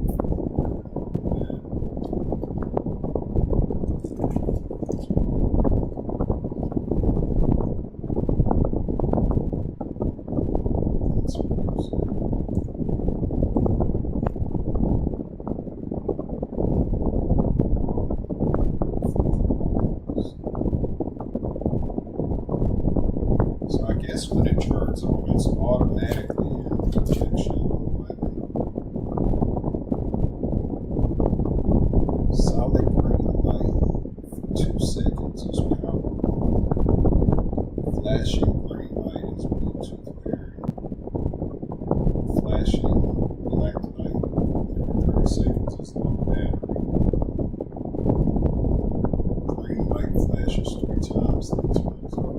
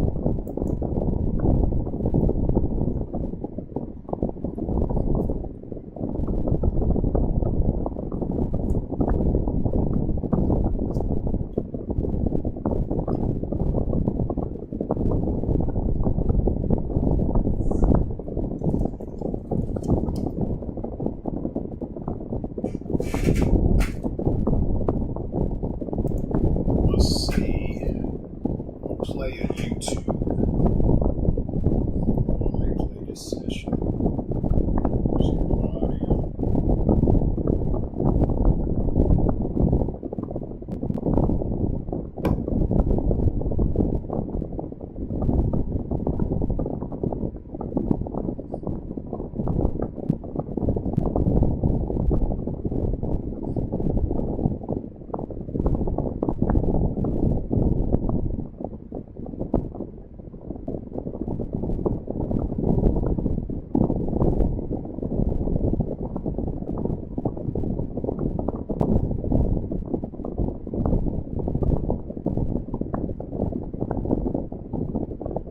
Gosh, you guys, I did not know that the microphone on the laptop is picking up all that wind from the fans. I have my DJI here, so I'm going to connect it to the laptop microphone and see if we can get you guys better. Probably should put this on, but I was just like, oh, I'm going to play a quick little session. Don't need it. I was wrong. Definitely wrong. There. So this.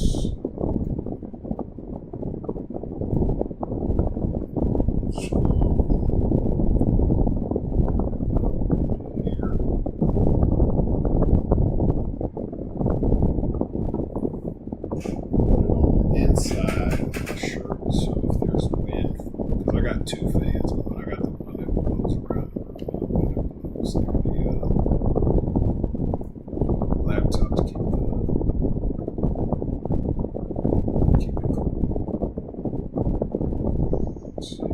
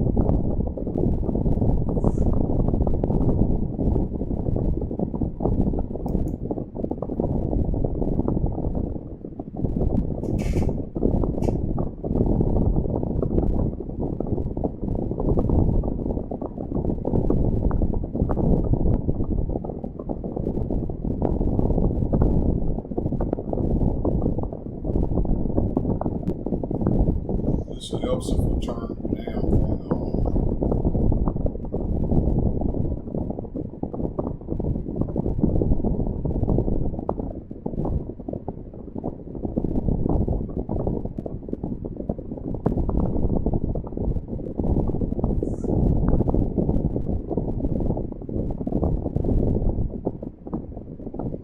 Oh shit. Okay, so I think what's going on here, this comes with two microphones, great ones, and I'm pretty sure this one is dead because I hit the power button and I'm not getting a light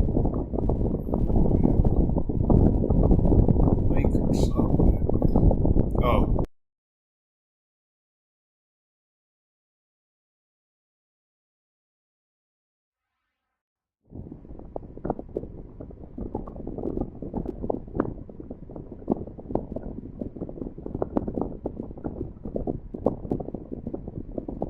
Trying to connect it via Bluetooth. What I got going wrong here.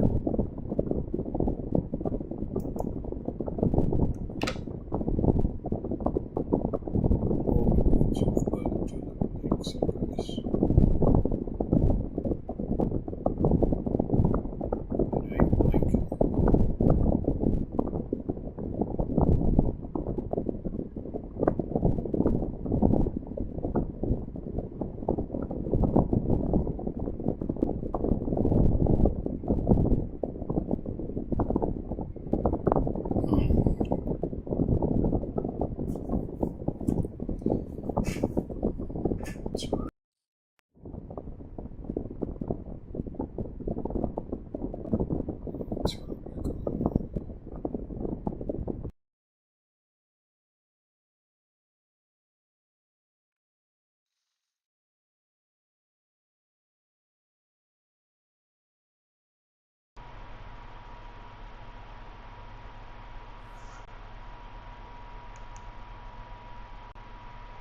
Okay, so now it appears to be connected.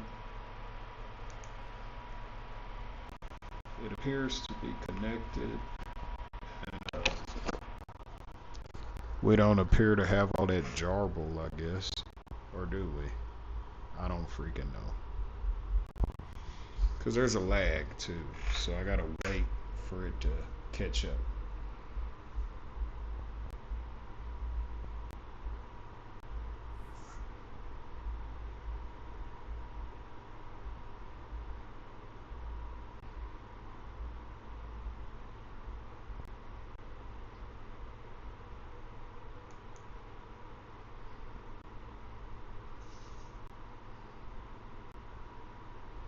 So on the equalizer, it shows that it's working, the microphone's working, but on the YouTube channel, I haven't got to that point because there's I think a 3 minute or 5 minute delay. So if someone's watching, they can't see my cards. So I really wish it'd get to the point where I got this to work so I can hear the quality difference. Sorry, guys.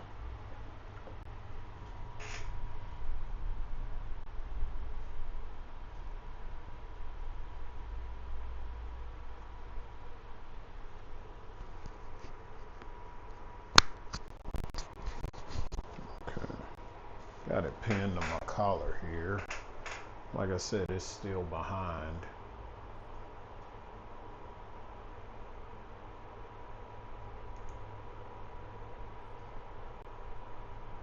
There we go.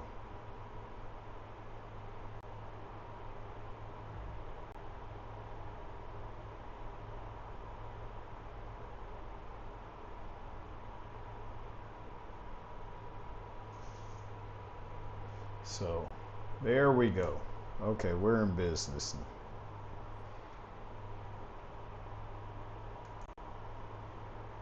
Well, I'm so glad I grabbed these and listened to my own audio.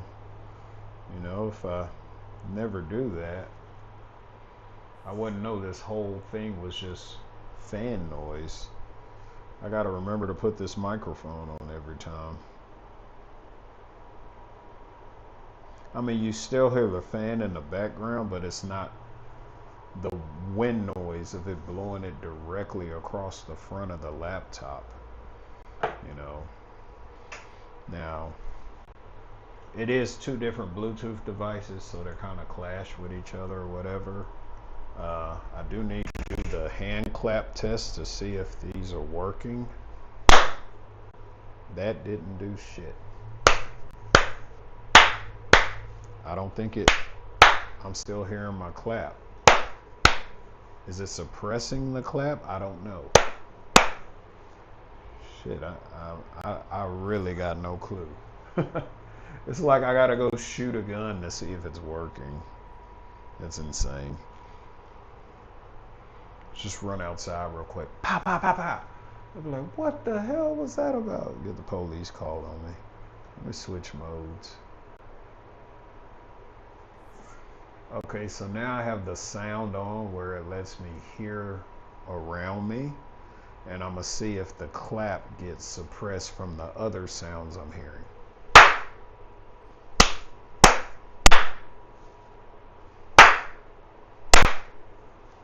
I'm hearing the clap, but I don't think it's. I don't know.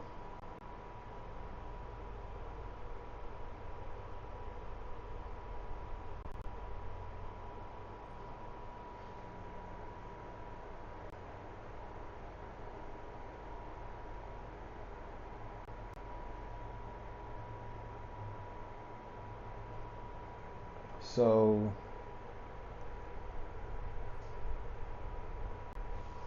you only have sound on and sound off, and that's just so you can hear around you.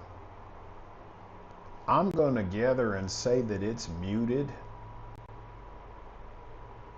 because the fan sounds lower. Like the noise of the hum of the fan is very low. You know, I have to turn the sound on to hear the actual louder version of the fan.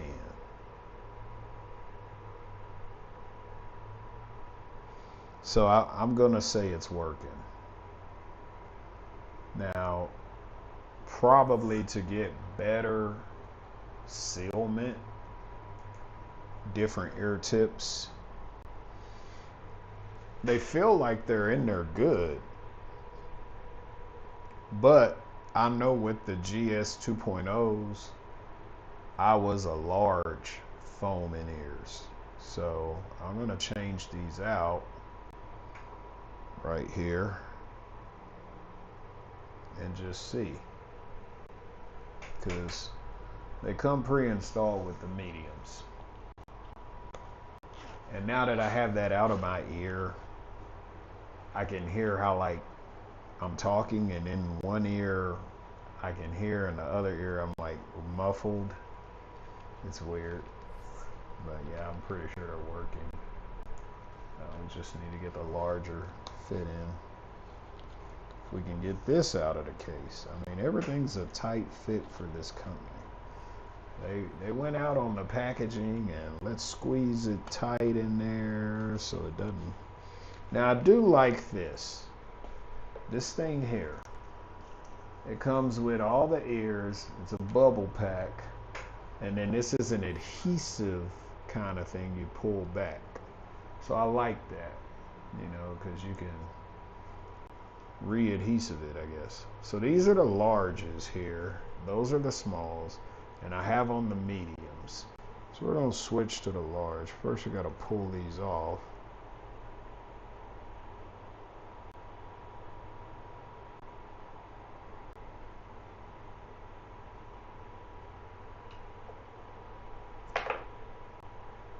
Got that off. The sound on and sound off, I don't know if that's the shit, we got the wrong ones. Yeah, so when you're getting these out, you gotta use your hands to keep the ones in you don't want. And then these fit so tight, the foam ones snug up against the plastic. So it's like you gotta get them out and pinch a little bit just to get one out. It was a process. So let's see if we can get this one on.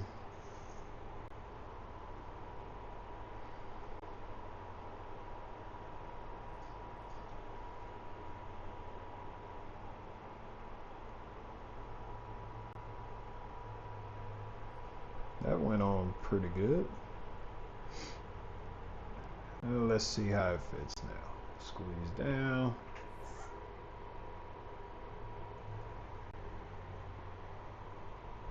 Push in the ear. Hold a little bit.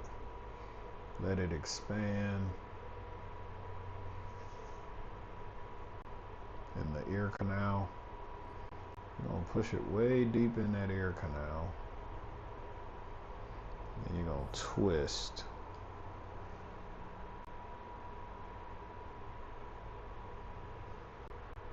I mean, even though I just did that, it doesn't. It felt better when I was holding it pushed in. Like, pushing in, I'm all the. Oh, I just turned sound on. Well, that's turn sound off. Okay. So when pushing it into the ear, if you push it hard enough, you can feel it up against your eardrum or whatever that is. But then when you twist it and turn it, like it's up against it and then it backs off a little bit. And you just wonder if the foam is expanding enough to stop it. You know, I just turned the sound on trying to get this one off. Ear tip off of this. Alright, we got both medium ear tips off.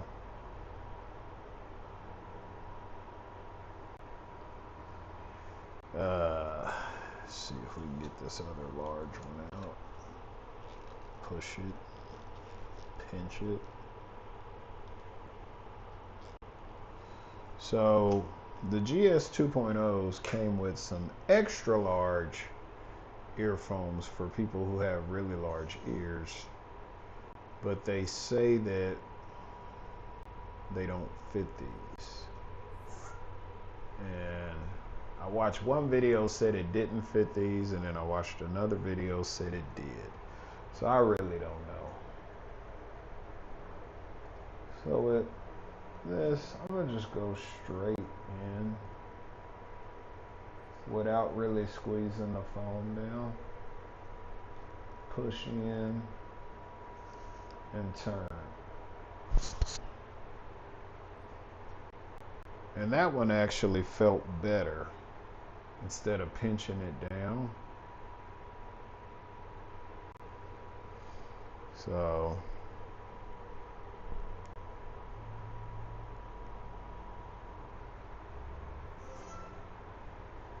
lost 2 players, I guess. So my left ear hole, as you get into this kind of stuff, you notice like, well, it seems like this ear hole is a little bigger than the other one, you know?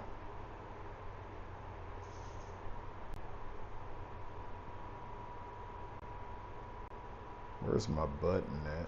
I accidentally hit it putting it in. Now I can't find it. Got to take it out just to hit the button again.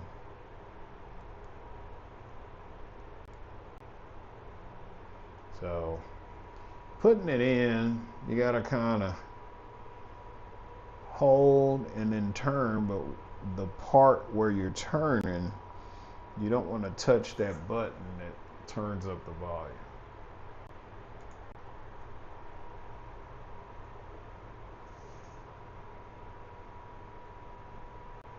Okay, so we got it with sound off, which turns off the enhanced hearing where you can hear everything around you. Oh shit, we fucked that up.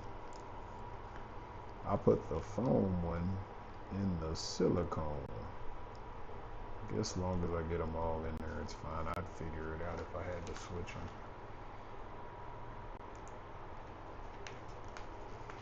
Alright, so we got the large ones in.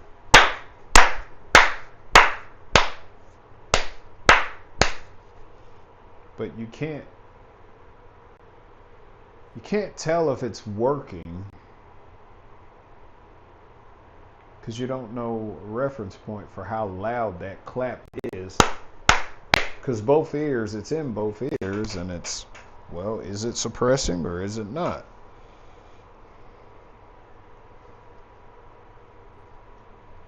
I almost just want to drive out to the lake over Hickory Creek, take my suppressor off of my rifle and just let off one shot. You're like, all right, we'll find out now. Okay, we're back 8-handed. We just need one more person to fill up the table.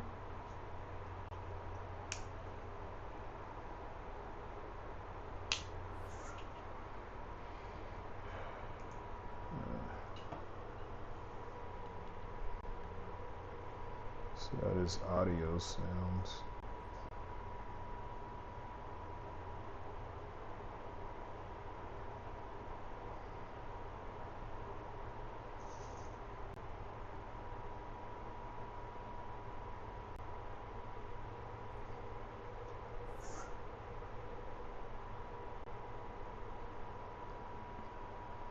Okay, so now that we got the microphone up, the audio is like it should be.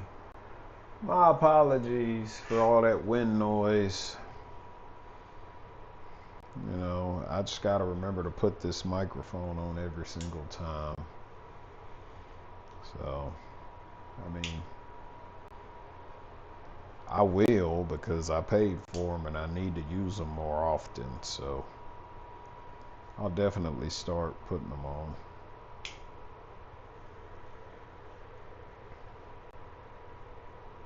Hate for someone to have to sit there and listen to that that noise, the wind blowing, is just blowing right across the front of that laptop, constant wind.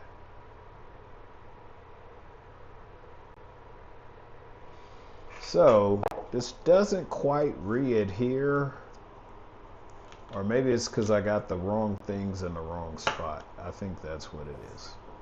Yeah, so the silicone goes in that one, and the foam is in the wrong one, so that's a lot. I'm not paying $6.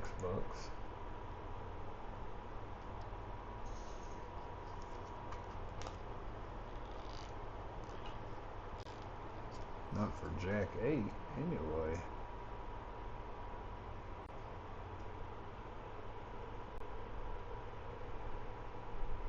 Okay. Got the foams back where they belong. Silicone. Wow. Okay, this isn't my hand. This is their hand. Let them worry about that shit.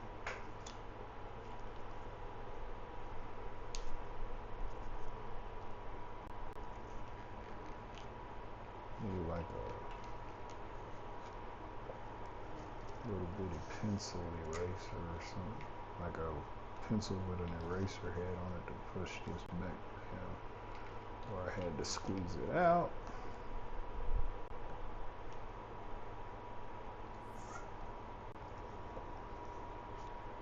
Push this one back down.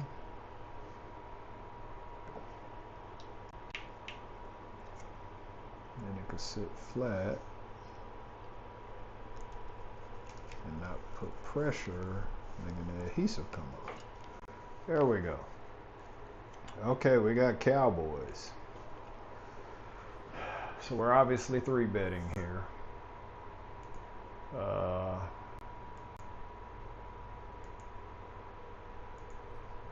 15.25 sounds good to me.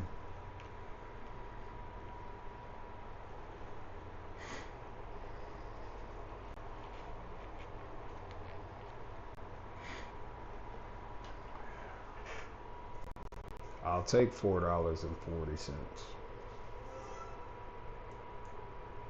Especially when the ace would have hit the board and had me looking stupid.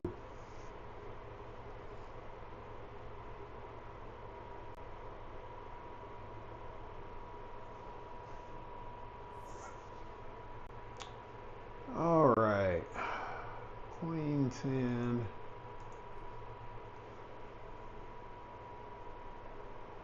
Make it $5. Time to get active now that we got these earbuds in our ears and the foams that we got on and all that. This right one doesn't feel as snug as the left one. Like it feels like it's moving a little bit, which is really weird because normally the left ear is bigger. I may just not have a good fit on it and need to take it out and readjust a hair. Yeah, see, that feels better pushing it further in.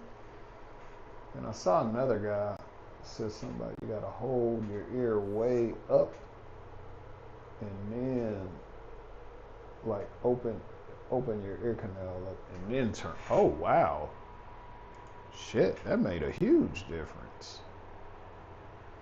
So there was this one guy, I watched a review on these, and he talked about putting them in to get a good seal, that if you hold your ear up, opening your canal up so it can get deeper in, and then turn it, then you'll get it. So, well, this looks weird, I guess.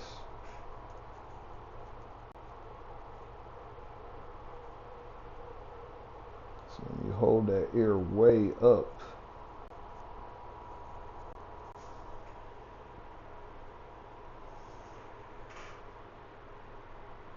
yeah. I mean, it still sounds the same. I gotta go shoot a gun. I think it helped better on the right one. I think the left one's just fine. Normal, just push in.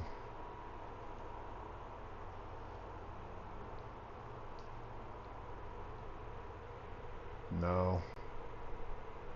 And that's the thing, you really gotta play with this stuff and figure out what works for you.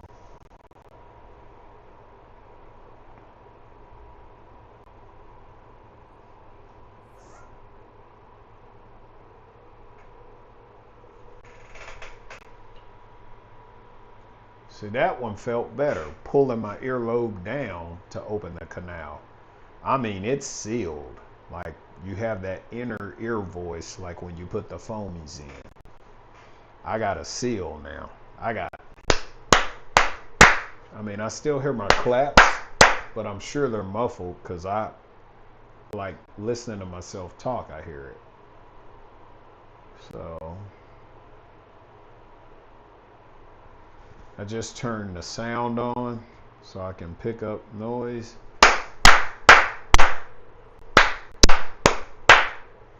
I don't know if my claps aren't loud enough, but I'm hearing them.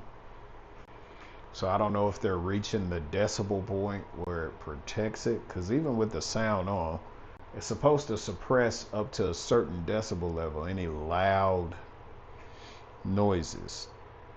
It lets you hear everything else around you. But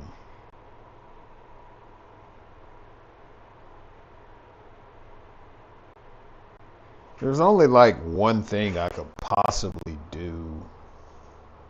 So you don't have to shoot a gun.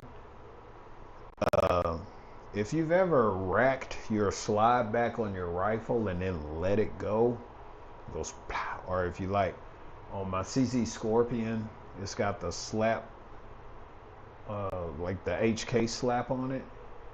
So if you have the charger handle pulled back and in, when you slap it, that bolt slamming forward makes a loud noise. So the bolt slamming home could possibly give me that high of enough decibel where I can see if it works, but I don't want to mess with it. I'll just wait till we go to the gun range. I'm pretty sure I got figured out how to put them in at least.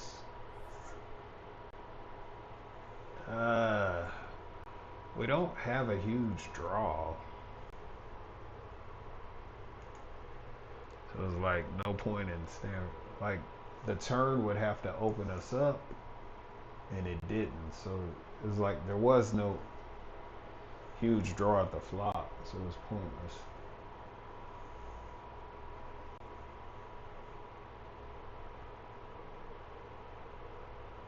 And then this button, you can adjust the volume, but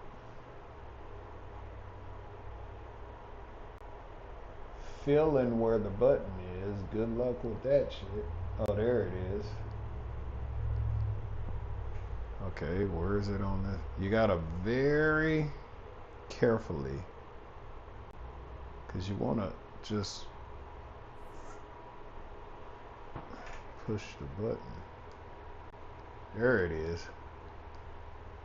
Okay, so what I want to do now is turn the volume enhancement, maximum volume, and then clap. Okay, so I think it's working. When I turn the volume enhancement up to maximum volume where I can hear more, it definitely feels like it's dampened that clap when it's on the lowest hearing enhancement sound mode.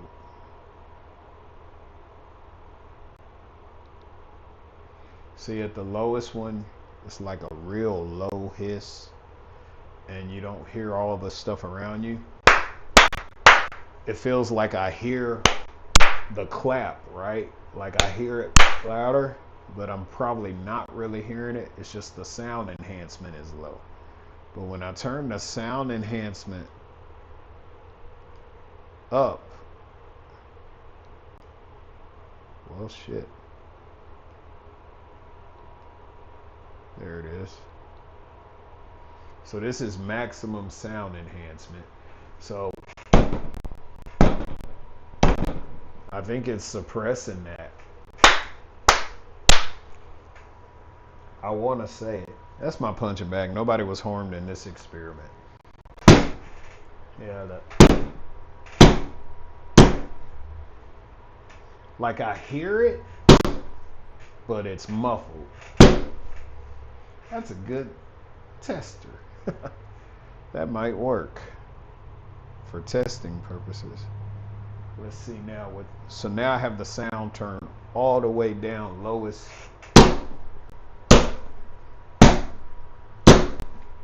Yeah, that's better than clapping because you're slapping this vinyl. Gives you that loud. Yeah, I'm pretty sure it's working. There's our test. It's been conducted. Hit the range with a good seal and pew pew pew. That's a 22.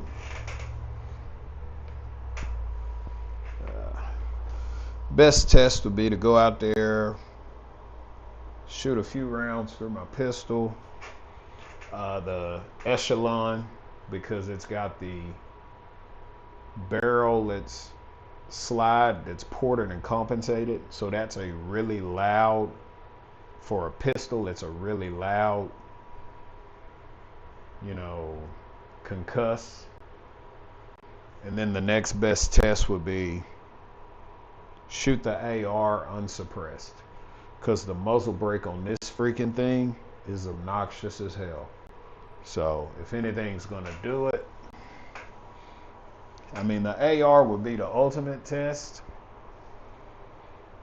but the pistol would be a good one too. The compensated with that cutout, it reduces muzzle rise so you can shoot flat, but it's way louder because it's ported and cut. So pocket fives, that's what I'm talking about, baby. So I turned the sound off and it's really quiet. Let's see. Yeah, it's working. Yeah, it's doing its job. Yeah, these things are very impressive. When I turn the sound off where I can't hear around me, yeah, it's pretty good. If this guy checks, we're gonna bet. I feel like it's our only opportunity to win by taking it down here. If he calls, maybe he's on a flush draw, but we don't have a 5, and well, now we do. Now we're gonna go to Value Town.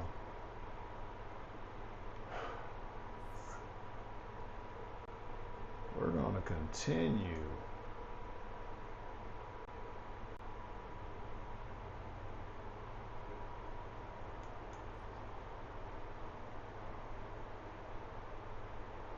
So he may be chasing a flush draw. So we got to be mindful of that. 9-10 is a straight, but the board could pair to give us a boat. It doesn't. We should be good here.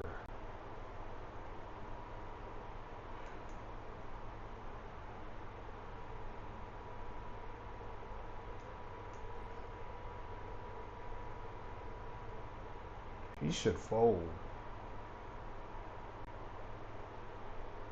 as he has 2 pair. Good fold. It feels good to get a W there. Really sucks when you don't flop the set, but hey, whatever. We got some value. The river, I could have bet less, but these guys make moves when you like put a weak bet out there. So I play my hands very strongly all the way through if I think I have it. And then over time, as it happens multiple times, eventually they'll get frustrated and call out of frustration. They'll just be like, you know what? He's done that 3/4 on the river to me every time. I'm calling his ass. And I'll be like, shit, thank you. I'll take your money and spend it wisely. You know, it's what you're looking for. But once again, it feels good to get back to over 100 big blinds. I'm not switching the stack denomination to big blinds. I did that for cash game yesterday. Not saying that's what threw me off, but I feel like when I play cash, it's better I see a dollar amount. When I play tournaments, it's better I see big blinds. And that's just for online purposes, you know. For me, I feel like I do better at the tournaments that way. This is fold. I know a lot of you probably saw that and was like, that wasn't a big bet. It's not about it being a big bet. Cards suck. The cards suck. You know, you need a lot to improve, you know. Oh, is this magnetic or what? Oh, I'm opening it wrong. Okay, there it is. Put my instruction manual back in here.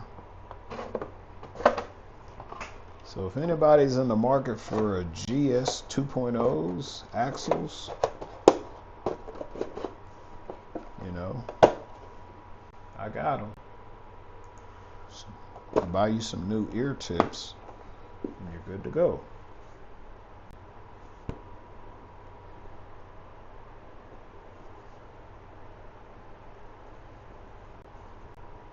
Or clean the ones I had on there off with alcohol pads and call it a day.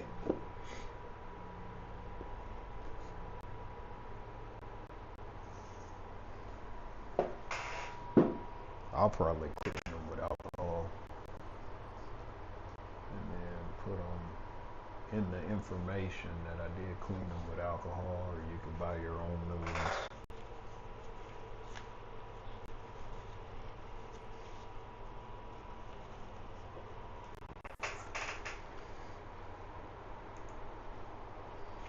This charging cable's in the way of the case going in here that way, but if I put it that way, yep, everything fits in. Case, charging cable, and earphones, all in one little case. That's perfect.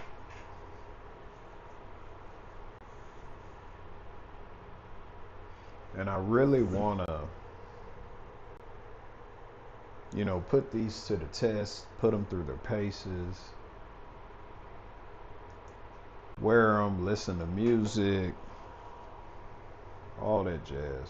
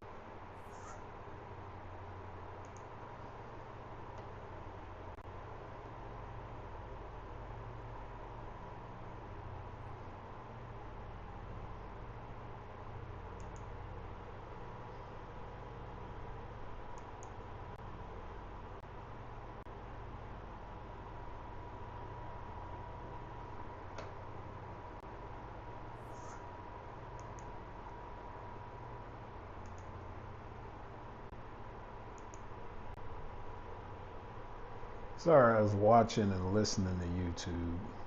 Uh, Nothing major. Just hearing the audio on these.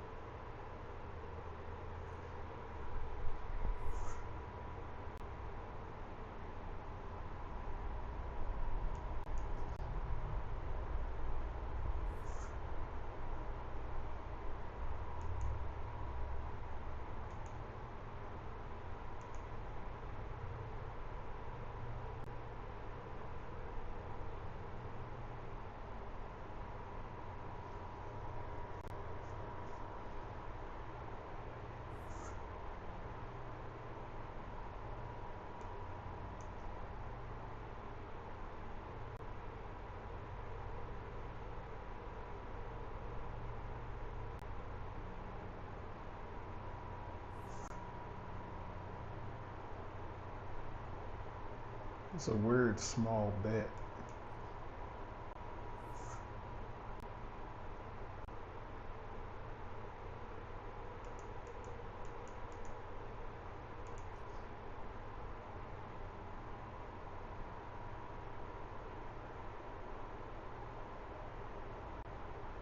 Oh, that was a blocker bet.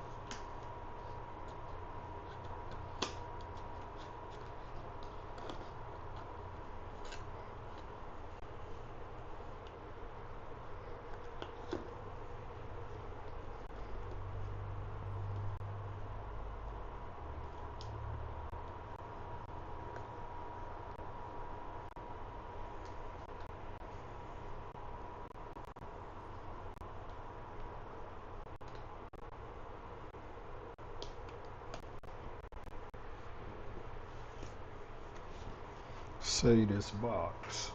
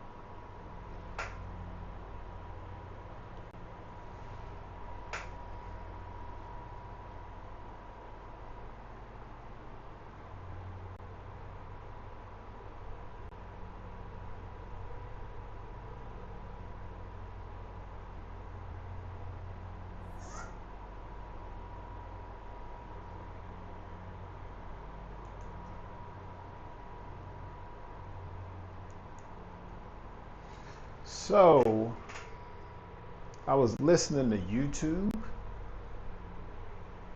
and the audio in the ears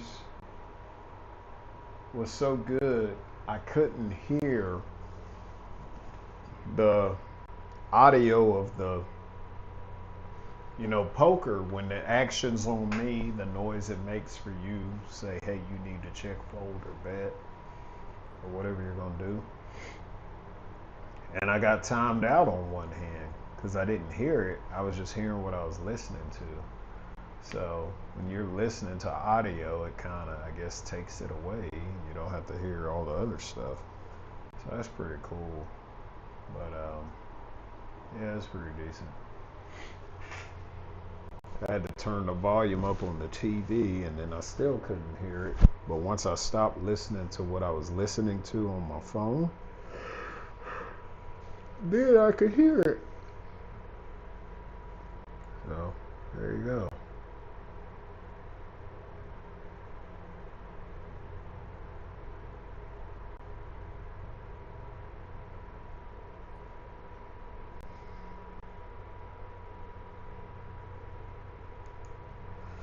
I think I'm gonna cut up some chicken or something here and warm it up in the air fryer. Think about making some chicken and rice.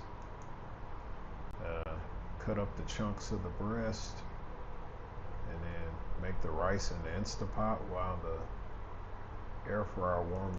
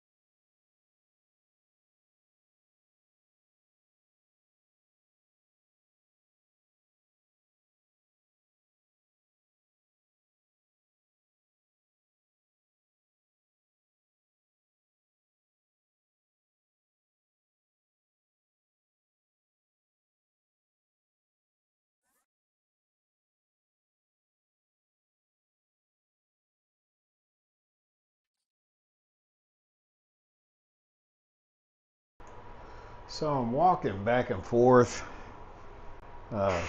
getting a couple of cups of rice in the pot, and I'm walking back and forth to see if I have a hand, because I could just go back, add the water and all that.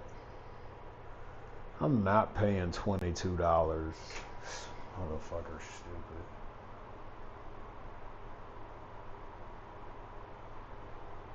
It's just ridiculous. My hand's not a $22 hand, buddy. So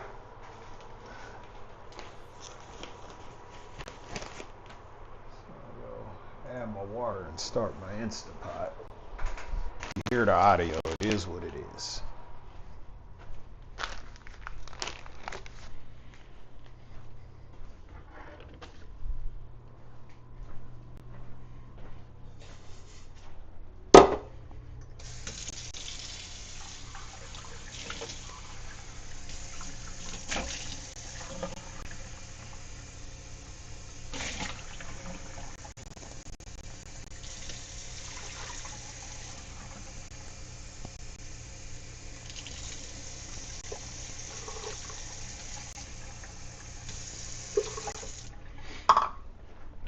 See if I have a hand. Somebody had. Oh, they both had kings? That's stupid.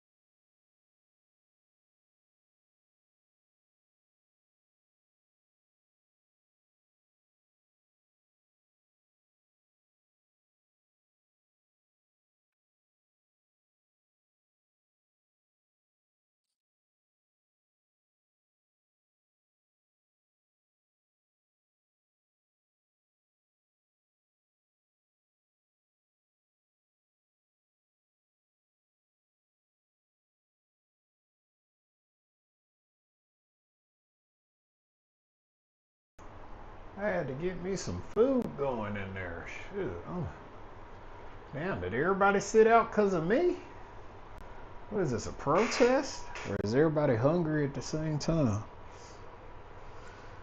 Shit.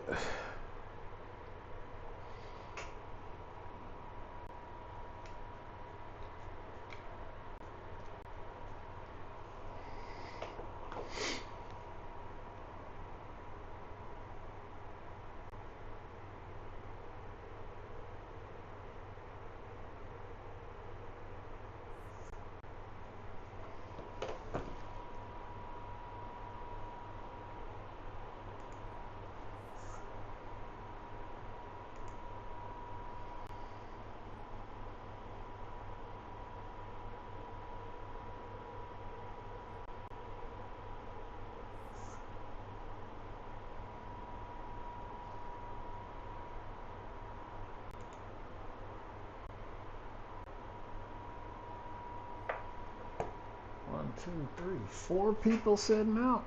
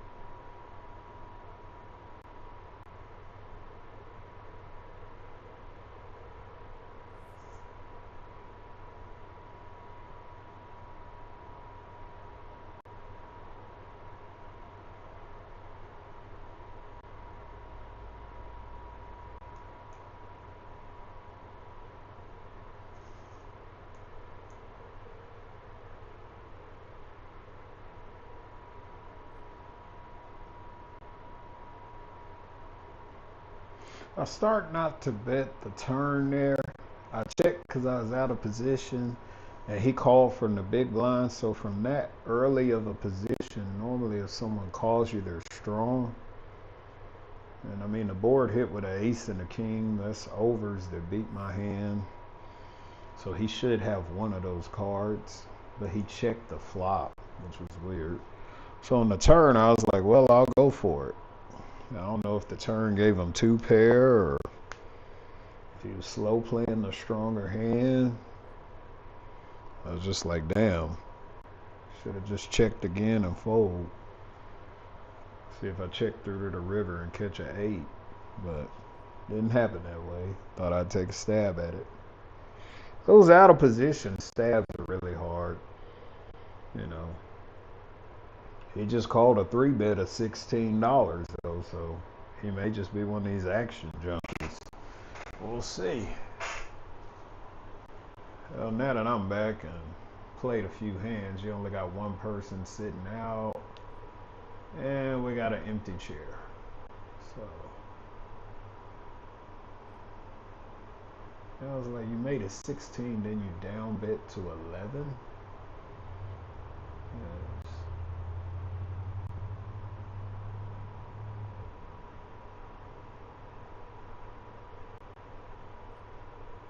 44.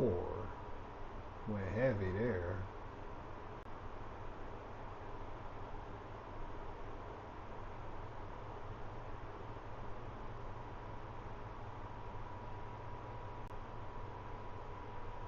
2 should be an insignificant card. I think he flopped it. Yeah, the 2 definitely wasn't for him. He didn't do 16 with pocket 2s. So yeah.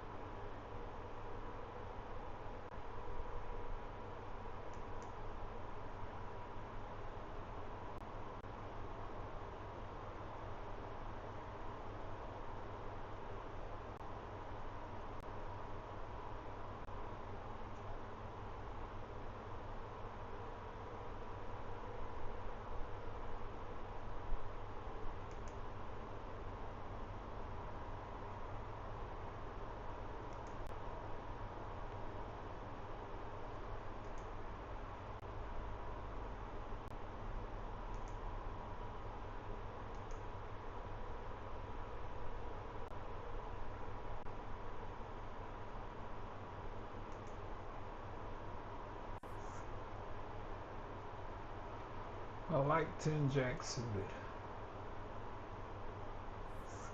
Not sure if I like this board.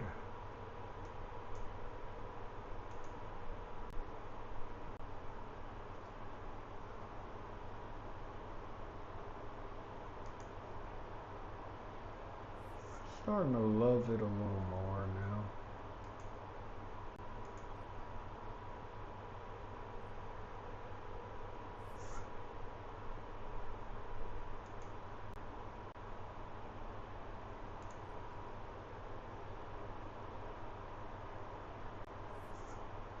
Oh my gosh.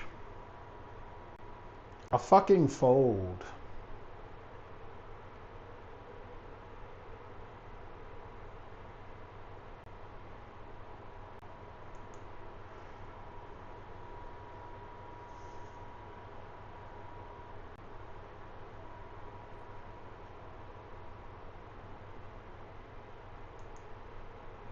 King Queen's got a straight. Ace Jack's got 2 pair. Ace 10's got 2 pair. Pocket Ace has got 3 of a kind. Pocket Jack's got 3 of a kind. I mean, what else could he be going all in with on the river when the fucking ace lands? Maybe Ace King, Ace Queen. Doesn't give me credit for 2 pair, but that's a huge maybe. Too many fucking bluffs out there. Too many better hands out there for it to be a bluff, I mean.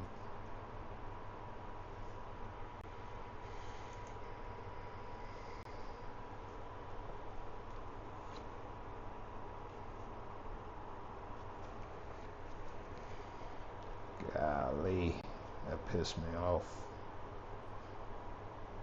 I made the right fold, but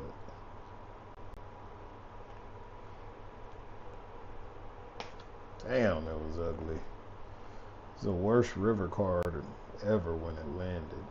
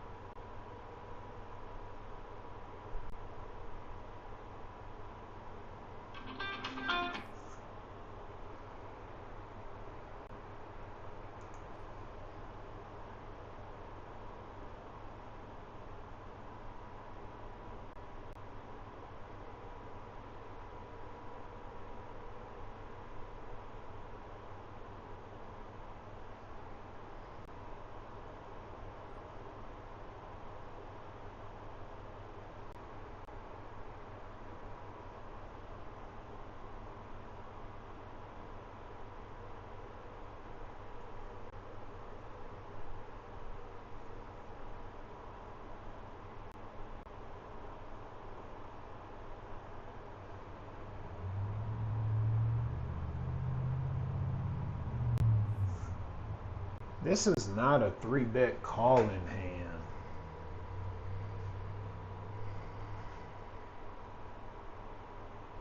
It's gonna piss me off to fold it though.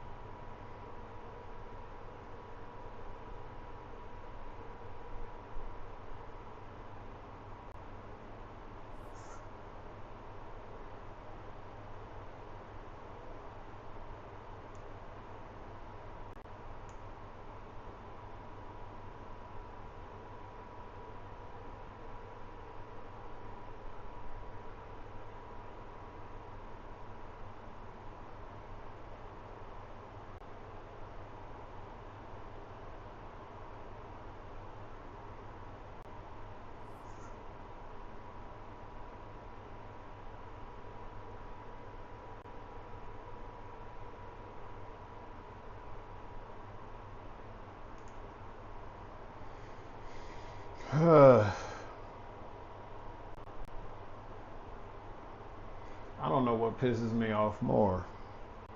Getting 3-bet and having a fold, or calling and just fucking missing the board all the damn time.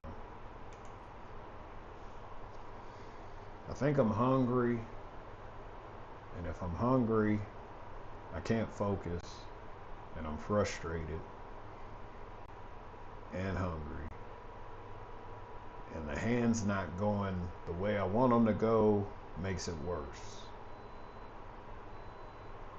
The food's ready. He's making it fucking 14 again. There's no way he's catching fucking hands back to back. I mean, the bitch is leaning on me. He's fucking leaning on me. I need to hit the fucking board this time. This is fucking bullshit.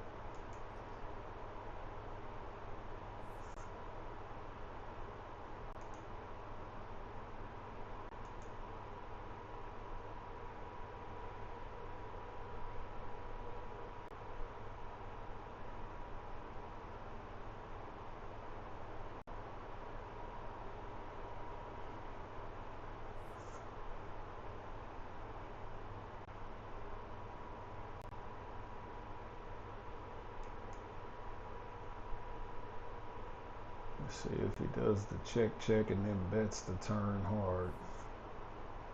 Same amount last hand.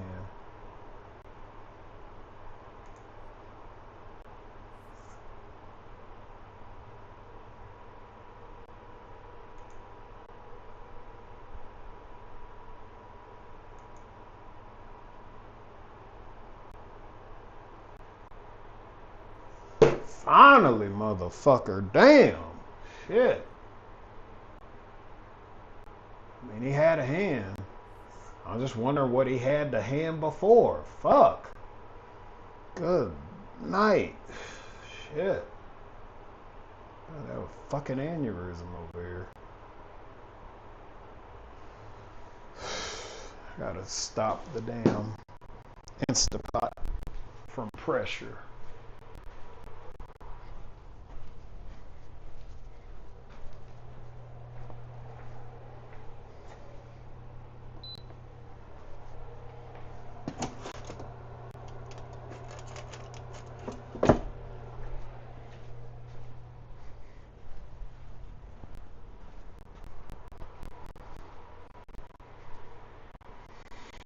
Ugh.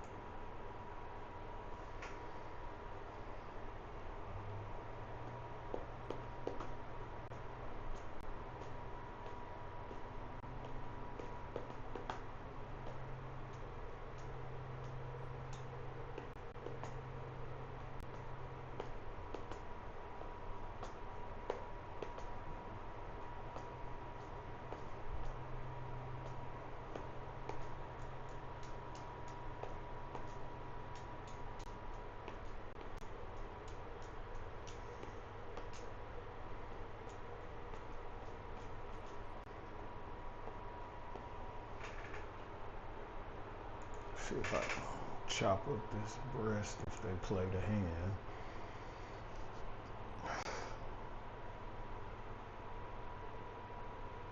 Oh, wait.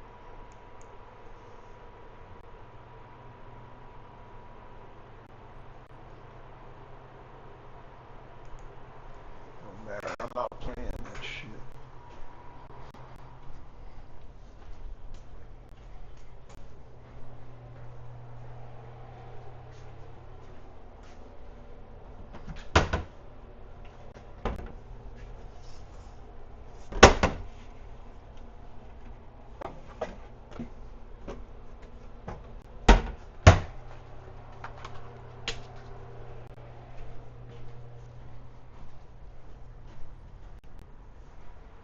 Well, shit, I'm glad I walked back. Goodness. Oh, that's King 4. I thought I saw pocket kings when I was walking in here. I don't think I'm glad I walked back now. Take my ass back in there.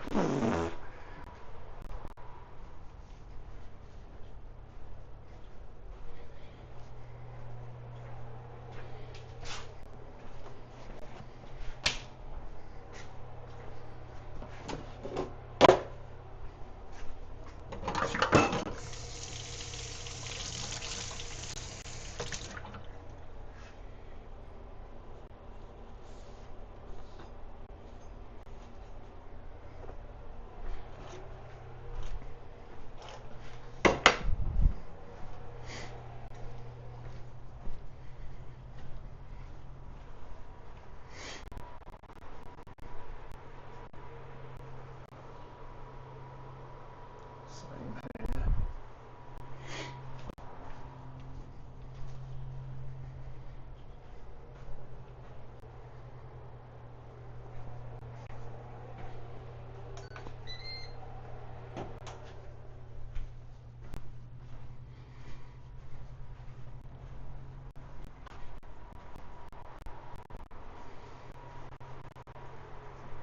This hand would have got me in trouble. I got two pair. I had the king high flush draw. So the nut draw and I have bottom pair, then I'd have 2 pair here, and if another spade comes, I win. I'd be all in right here. See what the river card would have been. Probably would have lost to a bigger 2 pair. This is a good hand to play.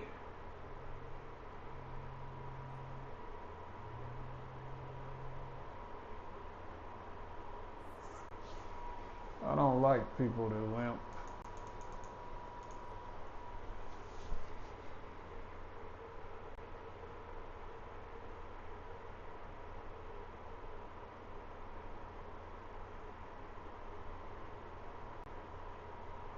This fucking asshole gonna put 10 on top again. Made his ass think this time. Fuck. Yeah, big blind called.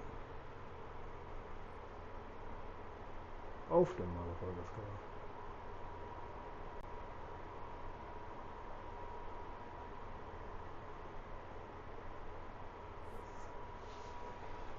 Hey, you get one shot at it. That's the one shot.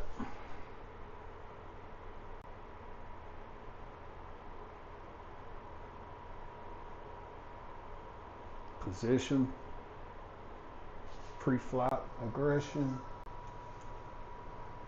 represented the ace that landed. Now he makes it 4. We got 6s. We'll set mine for $4.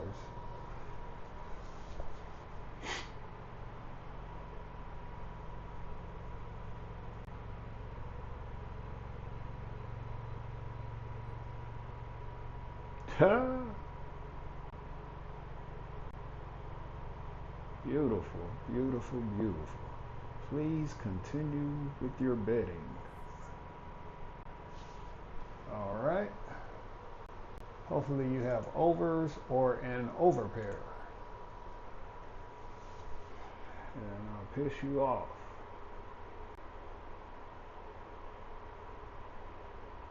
Can't piss them off, but I'll take the pot. What was the last cards? Oh, man.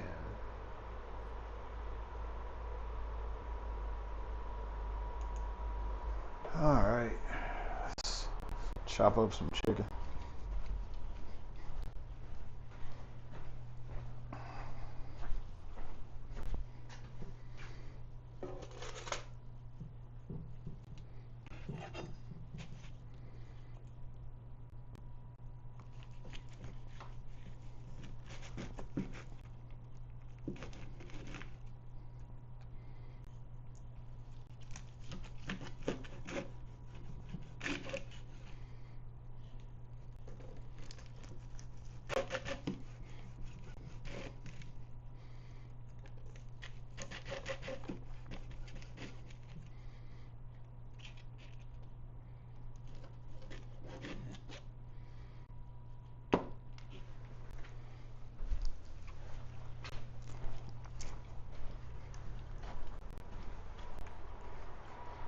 Trying to make sure I don't miss a hand and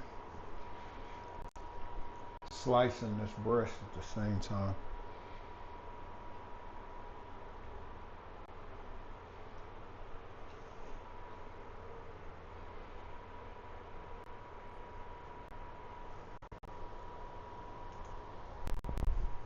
All right.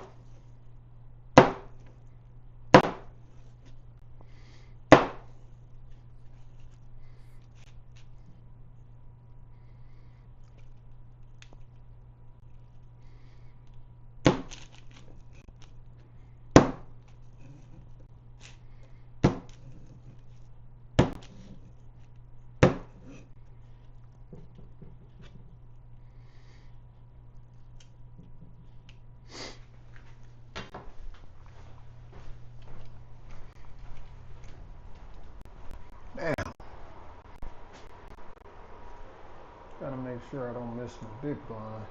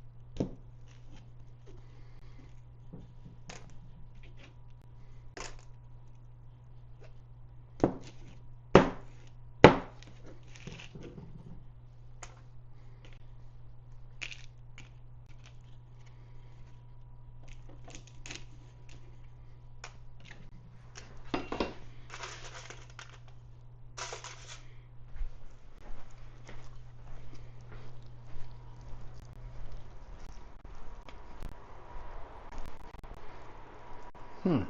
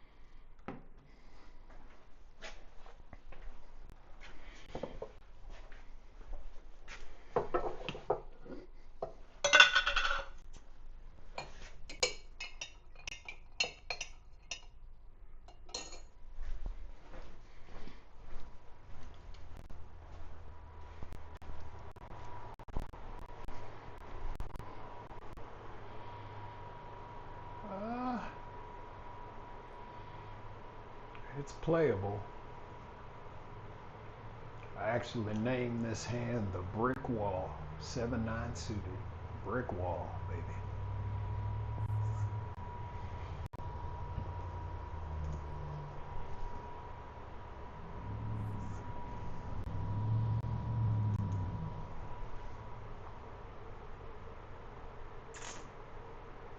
Well,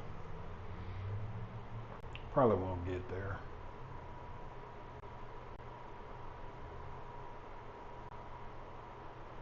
They better bet me off of it. I was gonna say, shit, y'all be in a world of hurt in a minute. Fucking connect.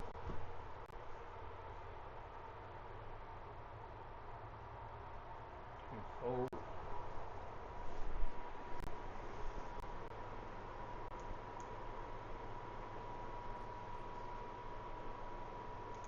All right.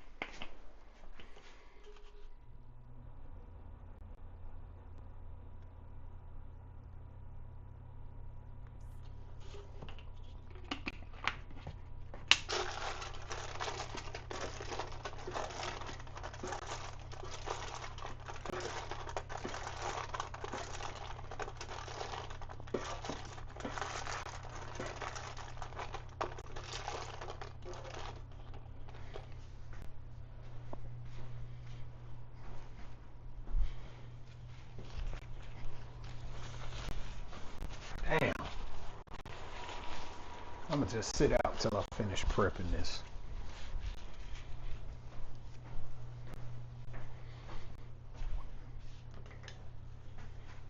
I'm almost done.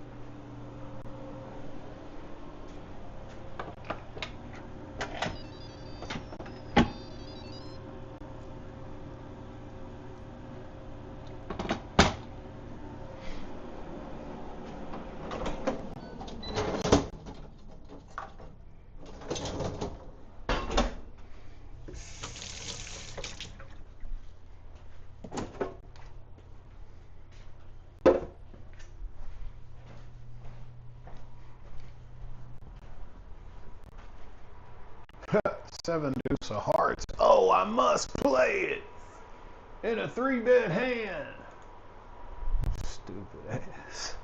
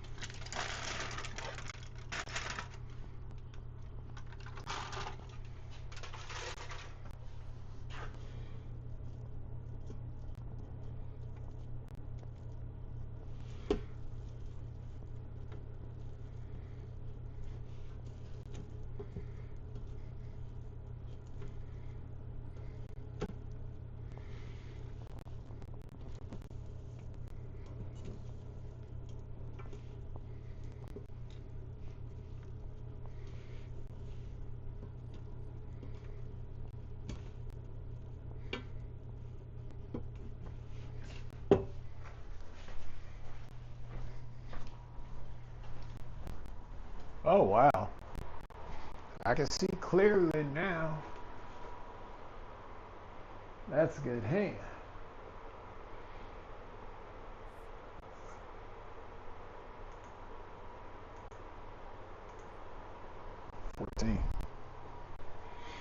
What they've been doing to me. That bitch called? What the fuck? I thought I was gonna shut it down. This ain't good.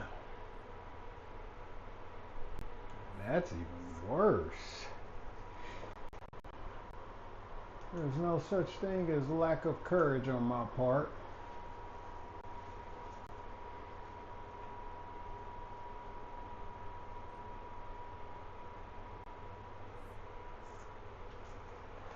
This punk motherfucker.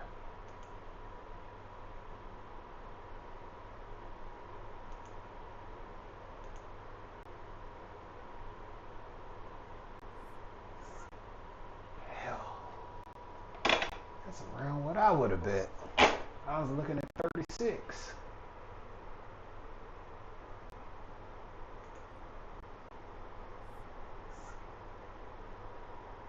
I'd have to go all in here to make them fold.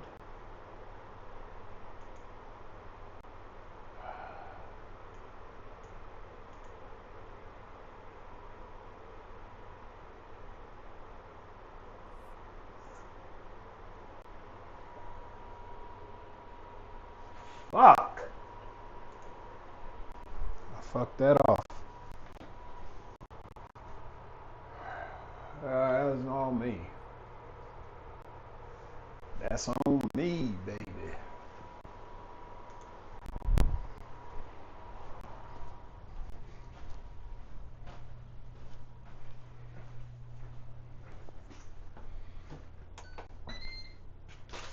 That's what happens when you're hungry.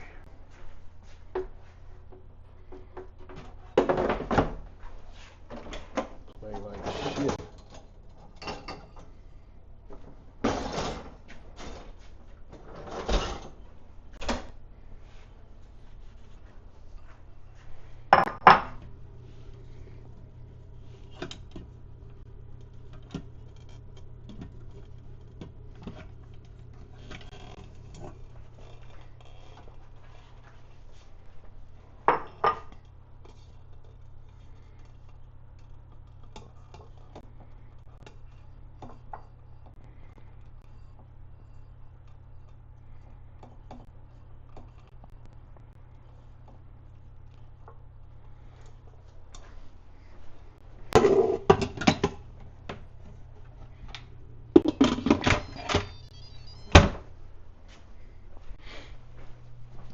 Ah!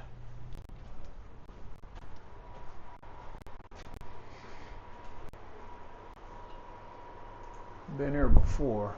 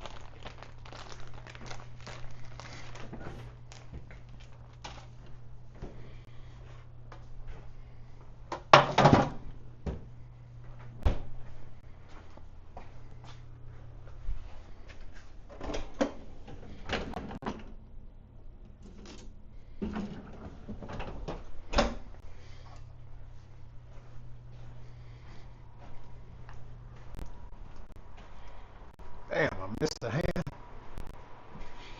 Ugh.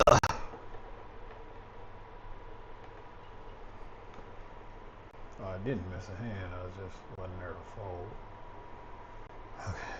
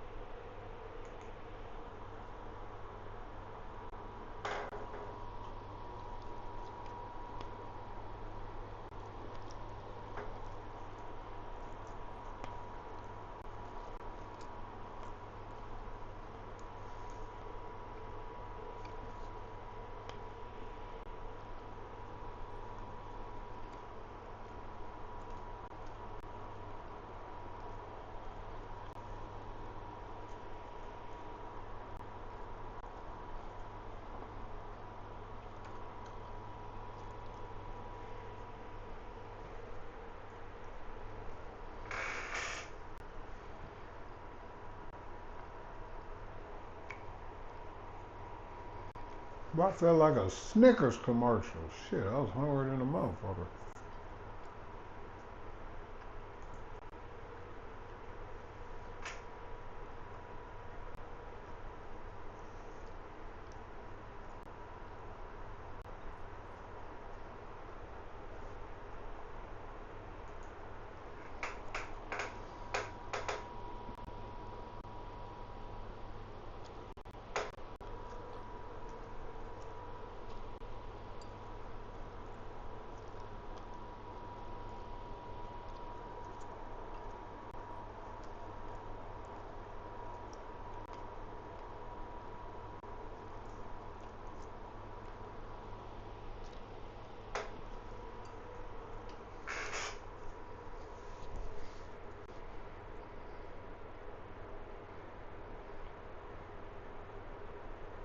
Oh hell, that was Parker. Yeah, Parker probably wasn't bluffing.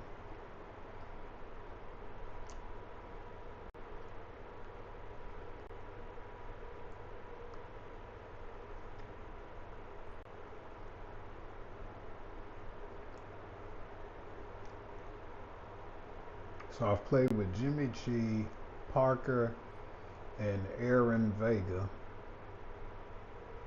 And I think this Meow Meow I'm a Cow person, I think, I'm not sure about that one. And the rest and Ryan King, I think.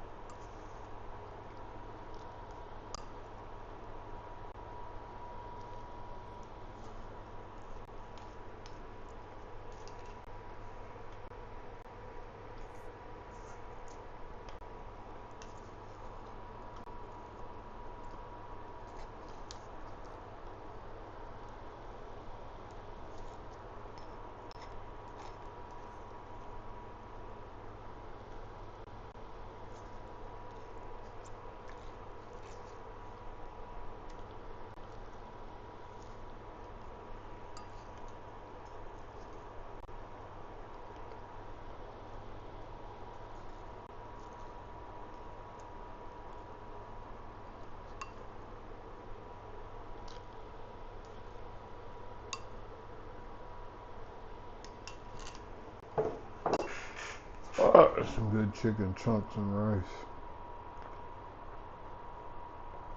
Add a little cheese on there too. Mm-hmm.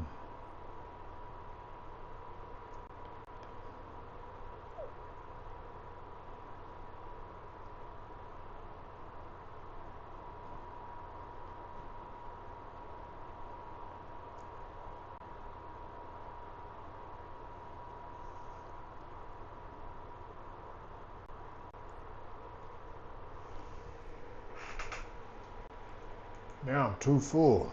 Fuck. Need some water to wash it down.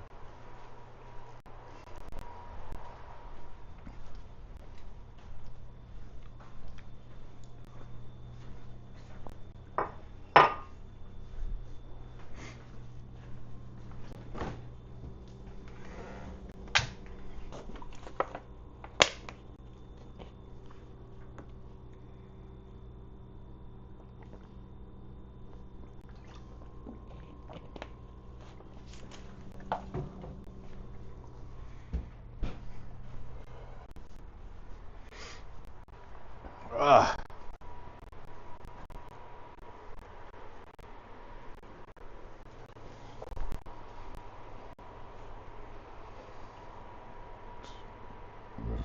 Ugh. Excuse me.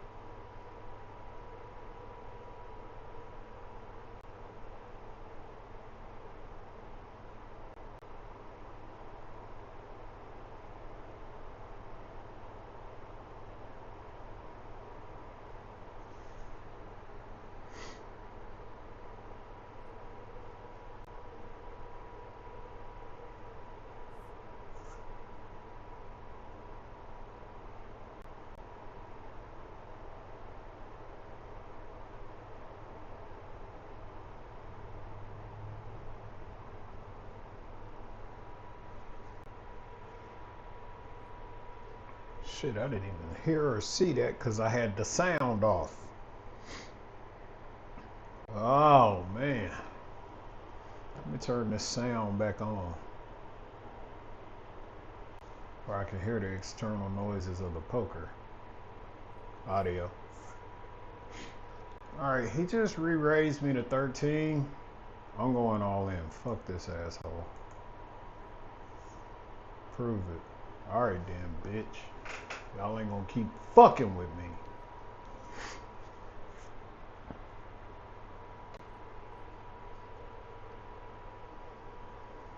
Sometimes you gotta draw the line.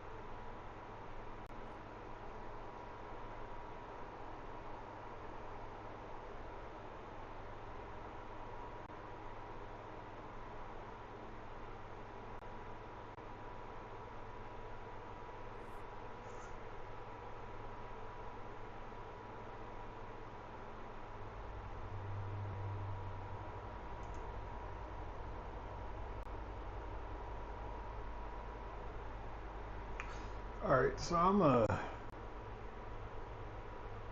shut these Axel X Core Pros off and return them to their case. It's like when you first start wearing certain earbuds, kind of aches a little bit, you know, after some hours. And I really wouldn't wear these like all day long. They'd primarily be for the gun range. I have my regular Samsung earbuds if I want to listen to music or something. So, yeah, so when you take them out, you accidentally hit the sound on button. So that can happen. You gotta hold it to turn it back off.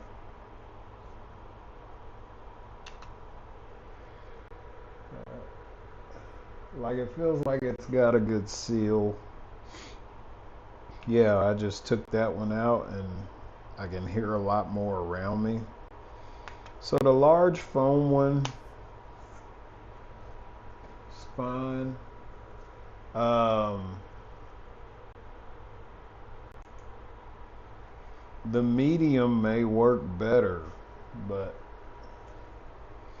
you know, if I pull the ear down and get it all the way in there, like I did on the left, and lift it up on the right one to get all the way in there.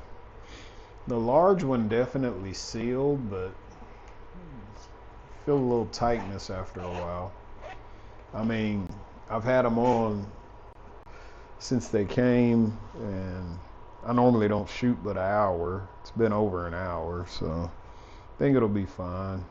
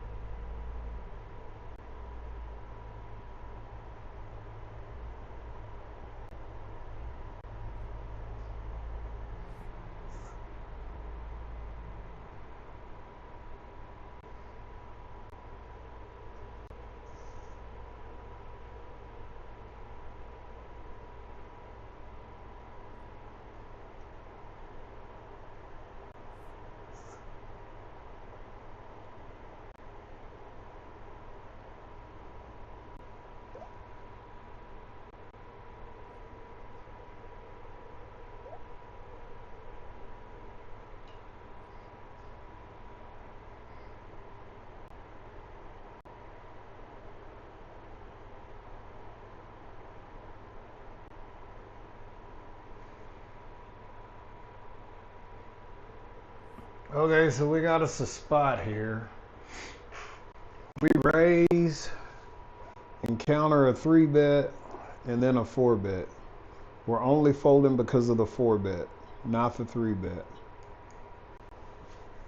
Because this shit could get ugly real quick.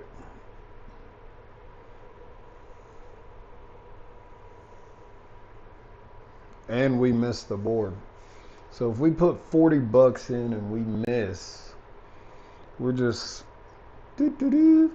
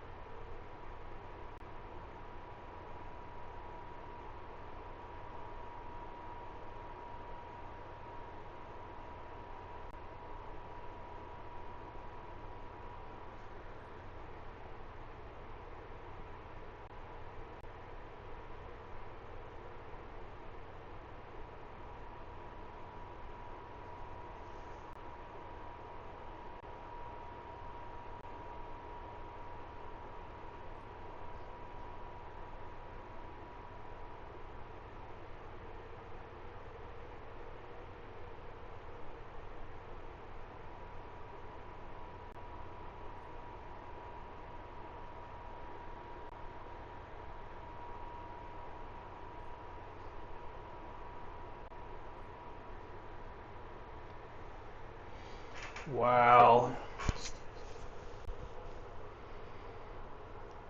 If I was in the small blind, I'd fold. Okay, he 3-bet, I can fold.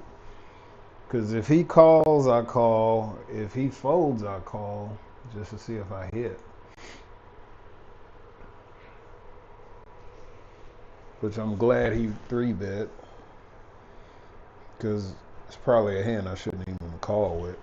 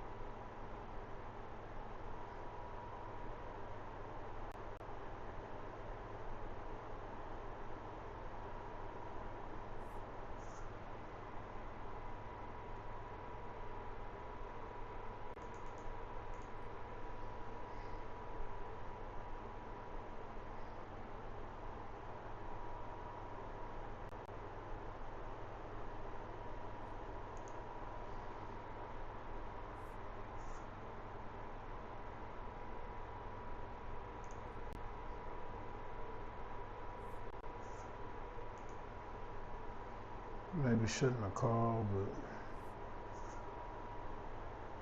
it's like sometimes you feel like you're being picked on, and it could just be paranoia. You gotta drown those thoughts out and play the game the way it needs to be played, straight up.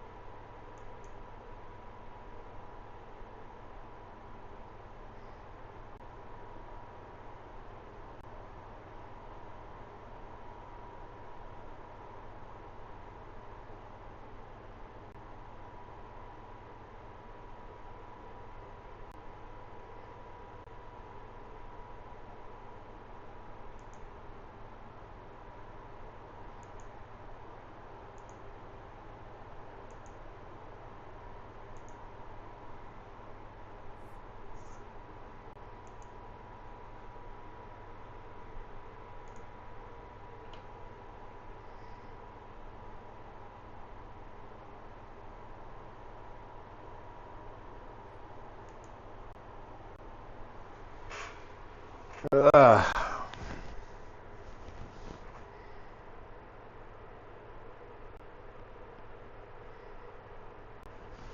I'm feeling sleepy enough to go ahead and take a nap. Shit. I ate and got full.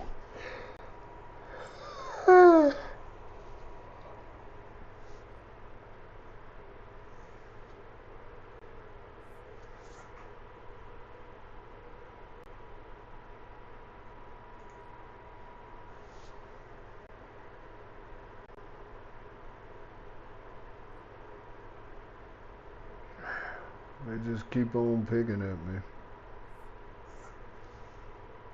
Parker really doesn't pick at me. Parker has a hand. I flopped a good piece of it. It'll be a good check raise.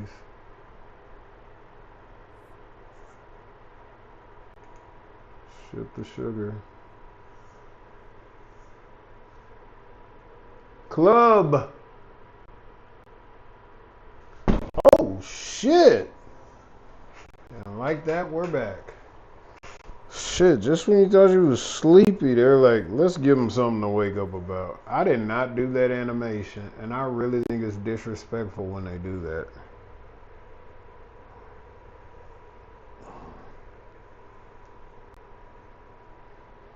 I'm just wanting the damn flush to come in there. Oh, we'll give you a 9. Fuck it. You've been through the ringer. We've put you through a lot of pain as of lately.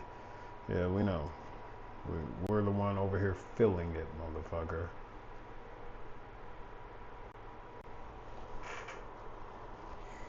I think the club would have been more respectful than them putting a freaking 9 on the river.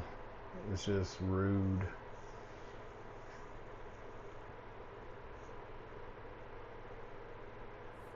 They're all attacking me. Fuck. Go down with a fight.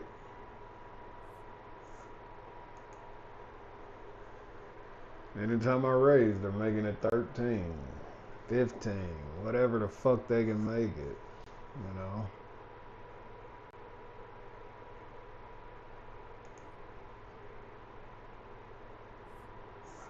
I need a 10. Only a 10.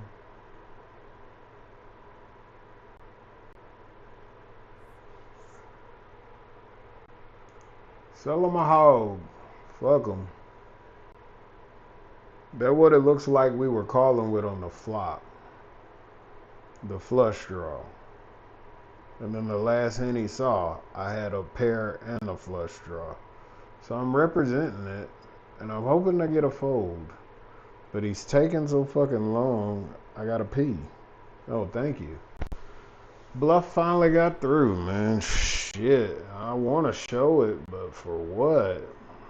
I'm fucking earning every fucking hand here. But you know what?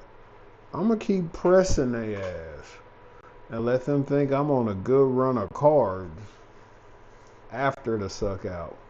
You know what I mean? I'll just keep on pressing them, apply pressure, man, because shit, this passive play shit, man, trying to play tight, that shit ain't right, man. It ain't fucking working.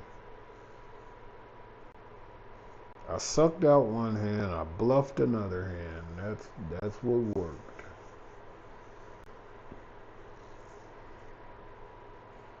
And on all those, I called the re-raise. You know, this is bad, I'll fold it, you know. We're not gonna get too far out of line.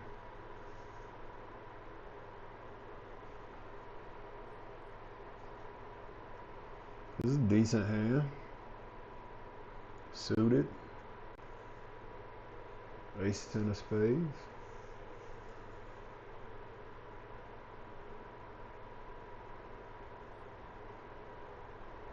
I could call a raise with that. Fuck is this?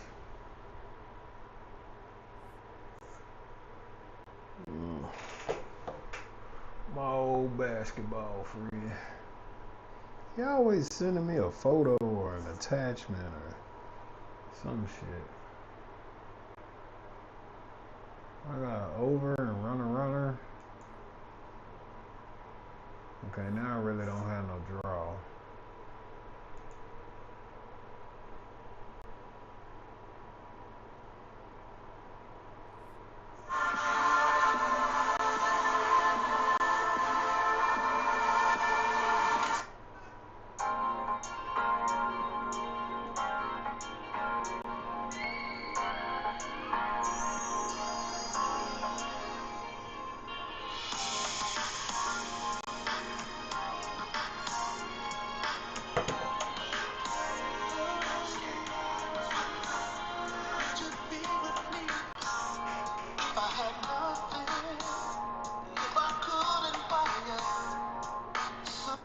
What the fuck is my partner on, man? Nigga, is you sending this shit to the right person? Sending me some damn R&B shit. I don't own the rights to that song. Shit. Come over there. Send me YouTube links to some R&B shit. What's wrong with you, cuz? Something you don't tell a nigga or something? I don't know what you got going on, man. Shit, you tripping.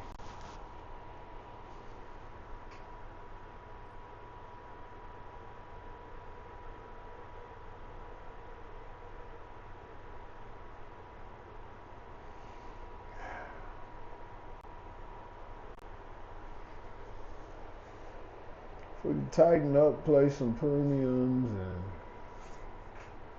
and a couple more hands, resurrect this session. Be great. This is empty. I mean, my other ones are probably empty too. Shit. Something to do.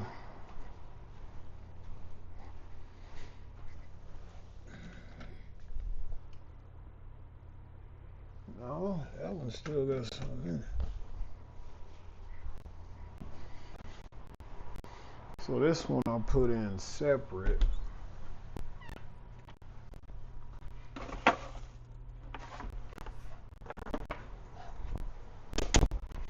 So I bought this new pack and there was some left in the old ones I had. So I put this old one in here and put the new ones in the bedroom.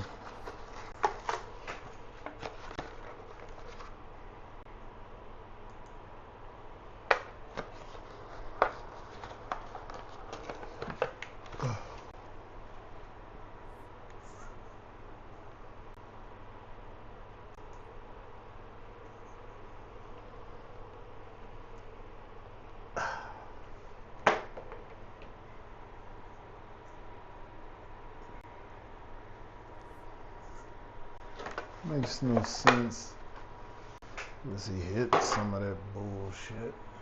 6, 7, 89, any pair wins. I just fold.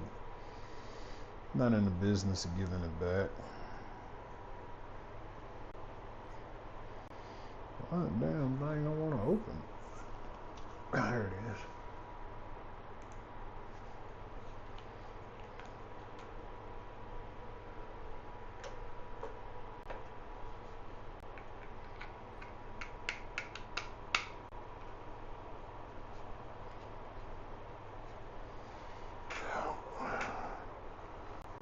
Refill, plug it back in. There we go. Can I get a refill?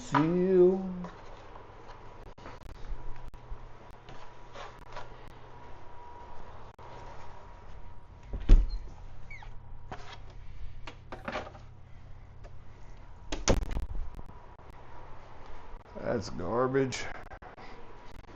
Won't be playing any of that bullshit.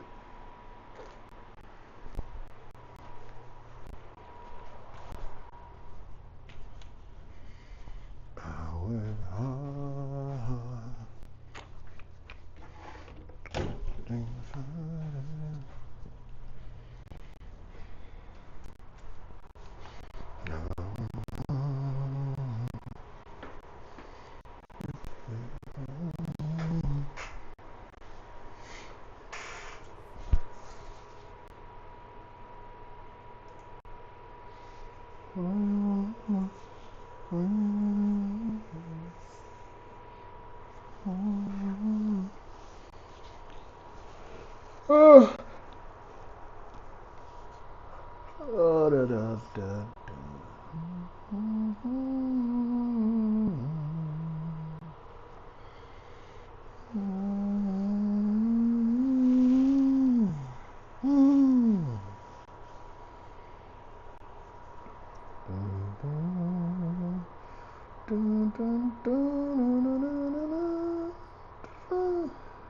Oh shit.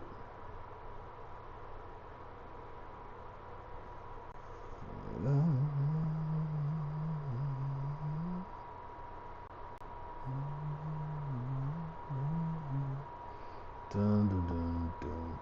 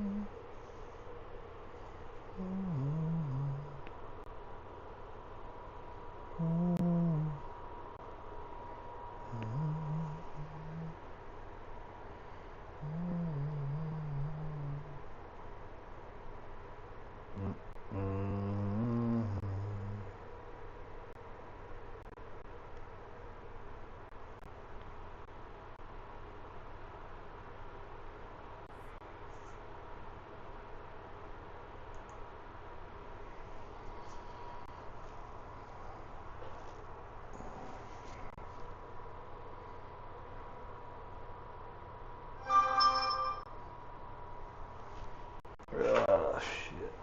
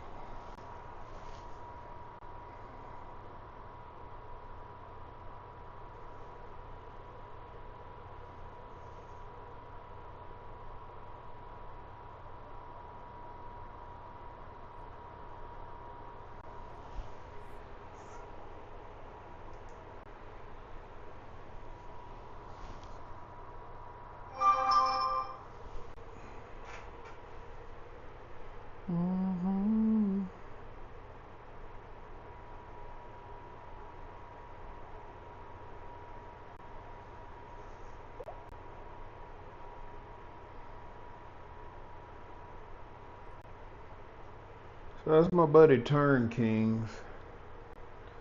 He's playing a $215 buy-in that has a 15K guarantee.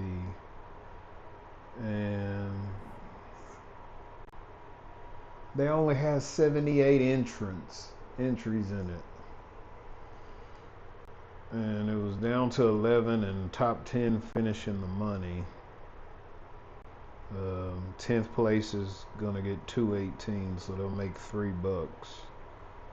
But ninth place, because he said they're nine-handed, so ninth place is 452, and it looks like every move up is a pay jump, a good pay jump, $200-300 each time,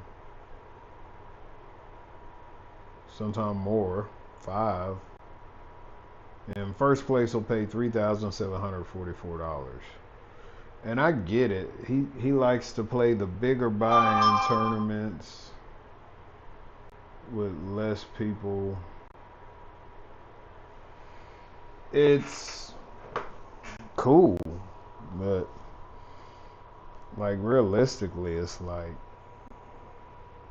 what happens when I buy into one of those with one bullet and I lose the first hand and I'm out? My aces get cracked, or it's aces versus kings, and I run into aces and the aces win. That type of stuff happens. Or you hit a set and someone has a bigger set. You can't see they have a larger set. I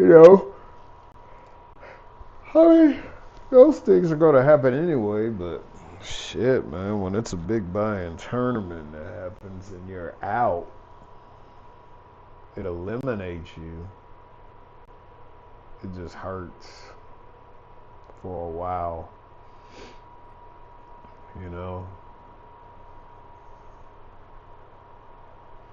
That's how I am with it. I know a lot of people say, oh, that's just scared money. No, it ain't scared money, man. It's just like, I like playing against larger fields also because it's a simulation for when you show up to a big circuit event or an actual real tournament. You're going to be playing against a field of, say, 500, 800 players. These tournaments I'm playing in, 2,300 players, 2,500 players, 1,100 players. And then when you show up to a circuit event, it's like 800 or less, 500 or less. There's less places paid, but you know how to play against larger fields and navigate it.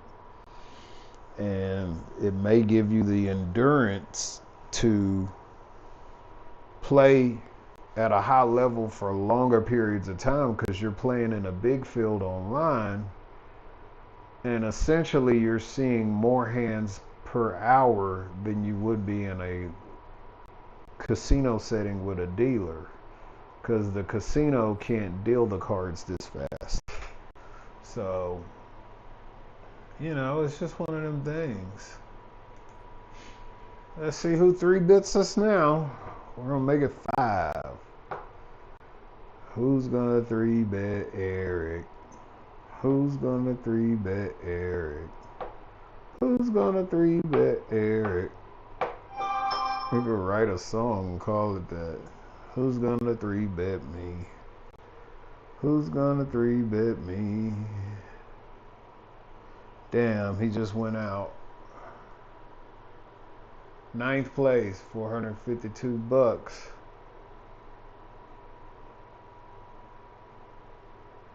Good cash.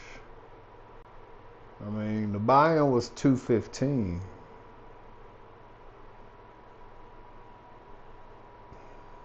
So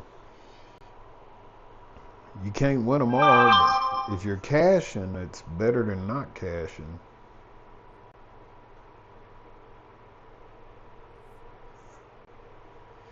So he was short stack. He got pocket fives, went all in, ran into pocket kings.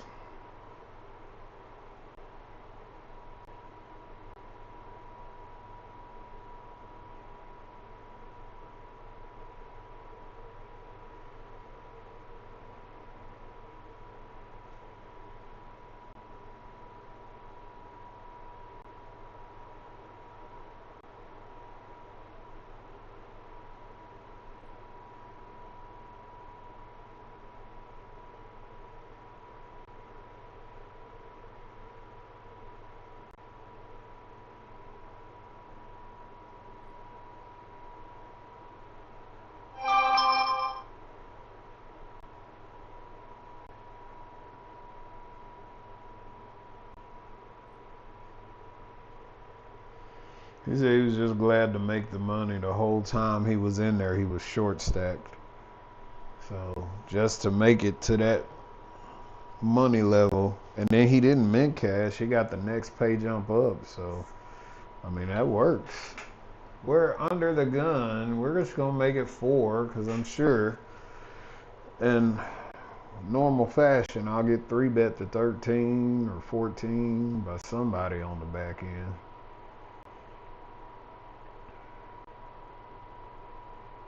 This is like the second time this fucking internet fucking up or some shit. That same player. Okay, I'm gonna have to turn this shit off. It's fucking distracting me now. Yep, 15. I told you that's all they know how to do. I'm gonna 3-bet his ass. I'm gonna call your dumb ass. That's what I'm gonna do, bitch. Fuck you. Shit. Yeah. You keep 3-betting me you want to, motherfucker. Then you gonna make the same bet on the flop that you made pre-flop. You want me to call, you hit the board. I don't have a draw, and I'm not here to do you any favors, so fuck you.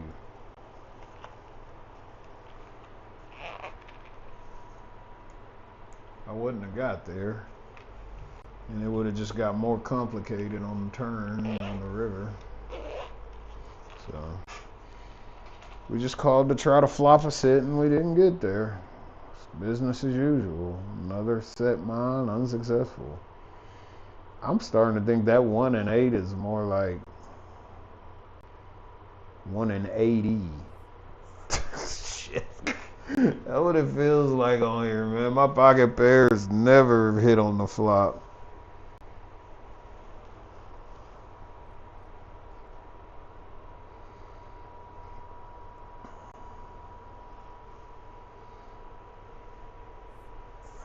I'm not playing this hand. I don't care if it's Dolly Parton's movie, 9 to 5.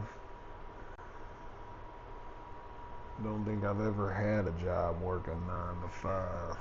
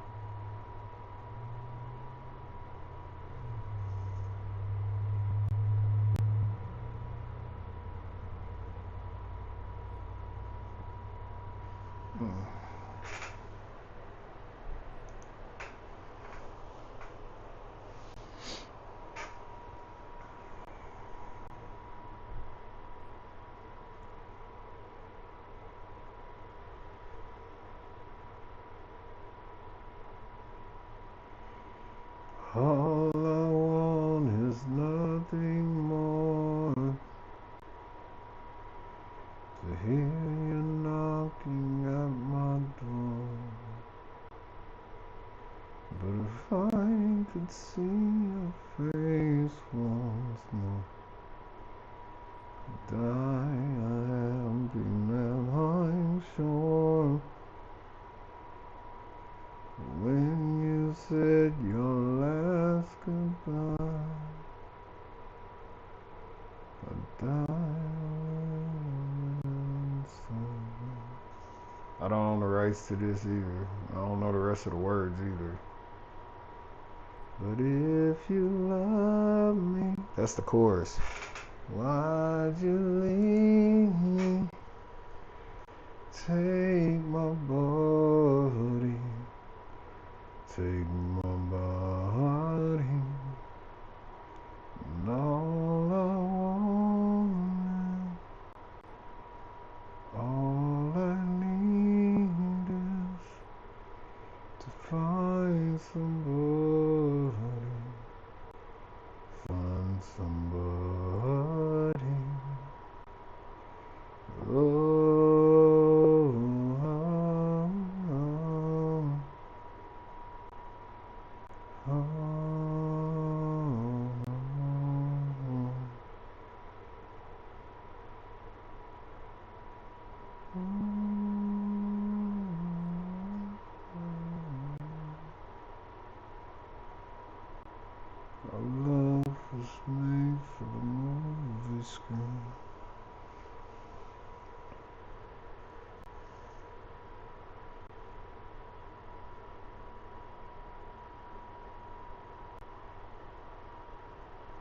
Did he went ahead and leave?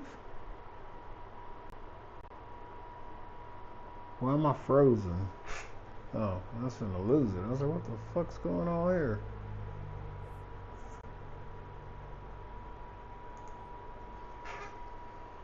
Let's go out to the kitchen.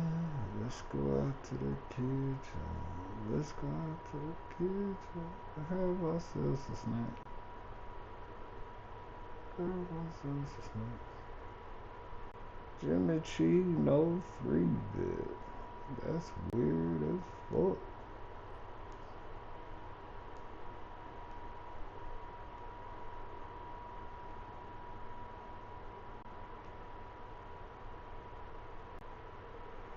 Open-ended. Rainbow.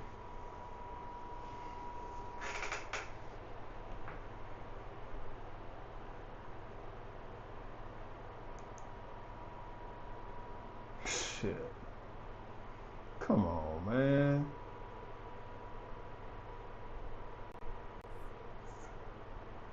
They just don't want to show motherfucker no love on this site, boy. They be like, just like, yep, we ain't sure you gets no love. Corey Moore. All you hoes still getting no love.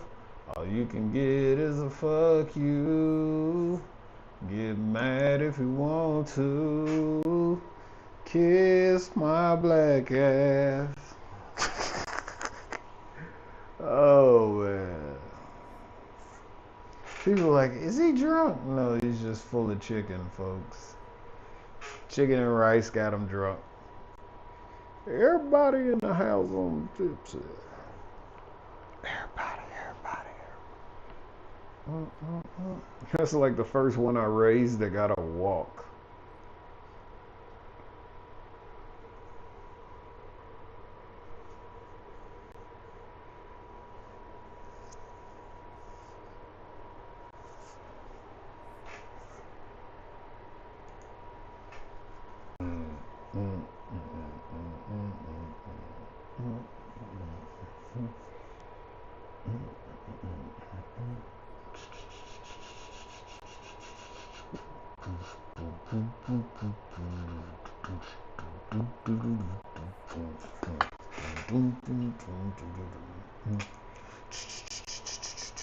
Everybody in the club getting tips.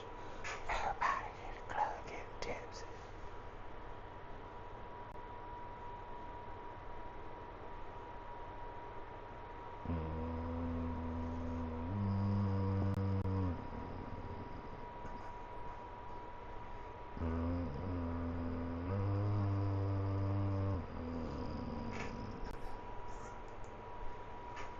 That's like a classic. I could be doing whatever, and if I'm not having to go anywhere, if that movie is on, I will watch it. Boys in the Hood. I'll watch that. Even Menace to Society. But Boys in the Hood, more so. Menace to Society kind of stepped it up on the violence a little bit more. Boys in the Hood was kind of, there was violence and stuff in there, but they were also trying to communicate, you know, some positive stuff and stop the violence, increase the peace. I think it said it at the end of the movie in cap in big letters. Parker again. Really do. Diddly do, diddly do, diddly do, really do, diddly do, diddly do. Of course they're the wrong color, because that's the shit that happens to me. And we have to fold.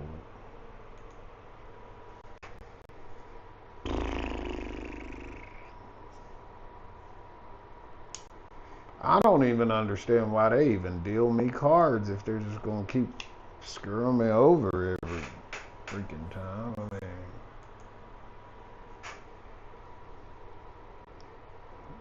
like shit. Y'all should just accidentally disconnect me from the internet and ban me from the table, or say I lost connection and couldn't get back on. Cause y'all show ain't helping me. Y'all like, we'll give them cards that look purty, and then we'll give them a board that looks nothing like them. You know, that's what they've been doing.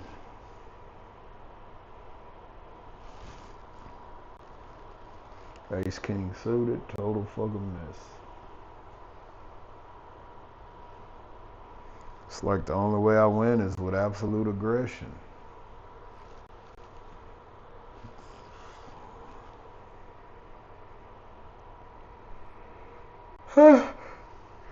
Suck out some aggression.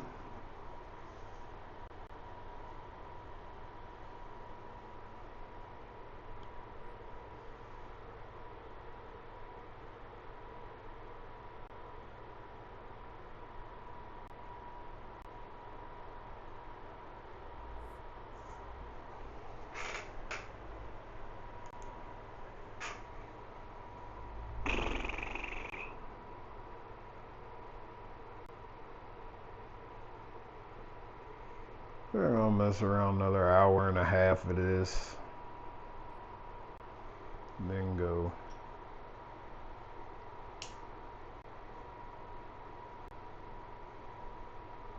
It's Friday night, I got shit to do. Need an hour and a half of intensity. 8 double ups in a row. That'd be awesome. Shit never happens. Happens at the like casino in real life, but online, shit. No, they gotta keep it balanced.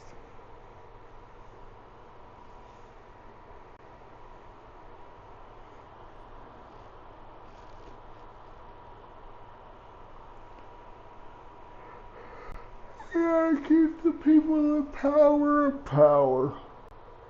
I really think they look at, oh, he doesn't leave any money on there when he wins. So, yeah, he won last week. We gotta take it all back.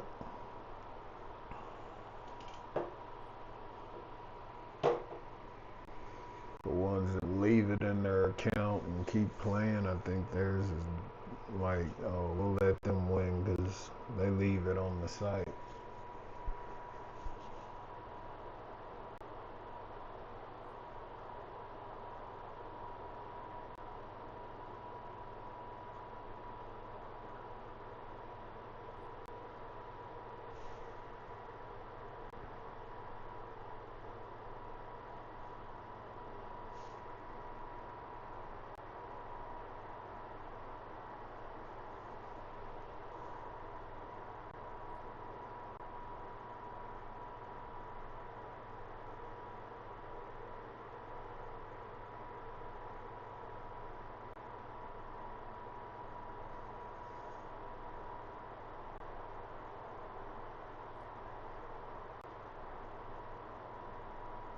I'm not even excited anymore.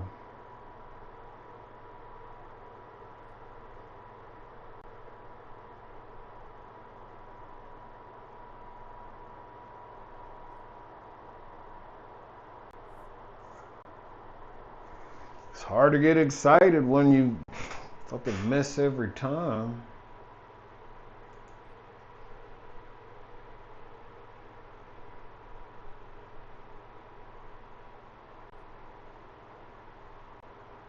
Well, that fucking sucks. I don't even get to see me miss. This asshole.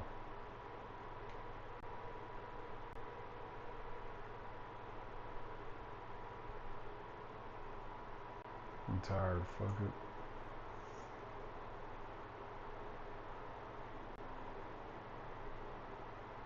Yes!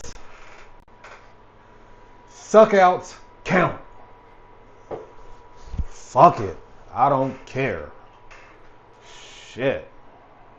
This is the only way I've been fucking winning today. So fucking horrible, bro. It's like, what the fuck ever. I don't even care if he's offended.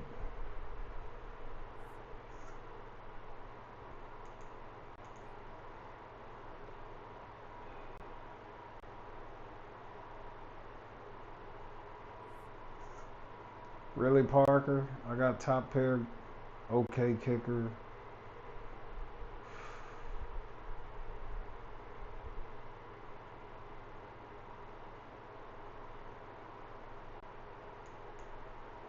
I ain't finna argue with this motherfucker.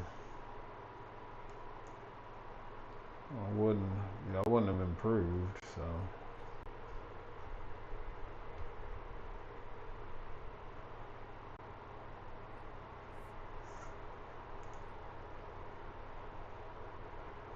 Be nice to flop a 5 after that big win and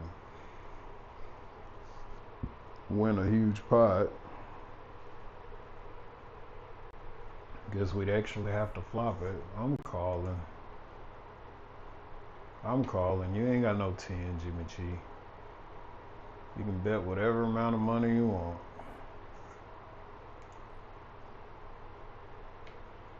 Two, three, 4, 5.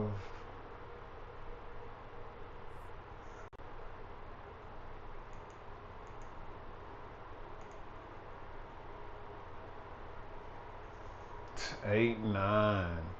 8 fucking 9. The fuck, bro.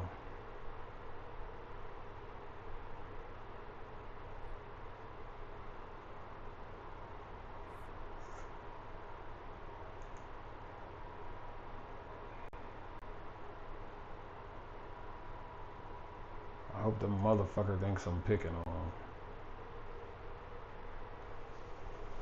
Even Parker knows better than that. But EA makes it 15. That fool got aces. Probably what that motherfucker said. Like, that motherfucker don't never do that shit. Oh. You do it if you want to, motherfucker. We can get it in. Overpair, gutter ball. Runner, flush.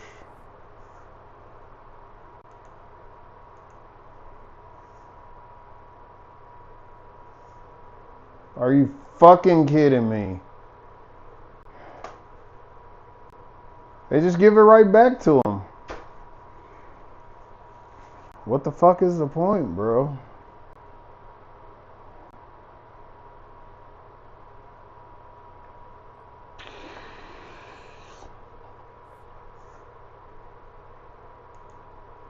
I mean, it's like, what the fuck, dude?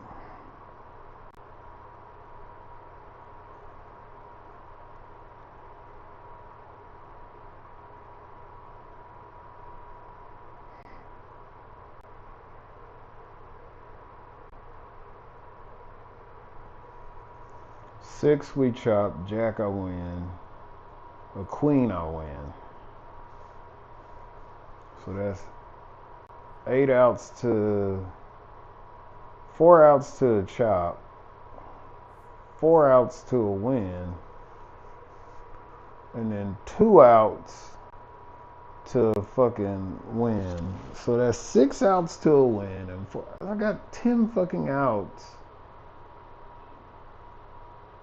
on the river where I don't lose. 4 of them I chop. 6 outs I win. What's the fuck the point of knowing the percentages if they don't percent? Golly, bro. Well, we're gonna be here a while.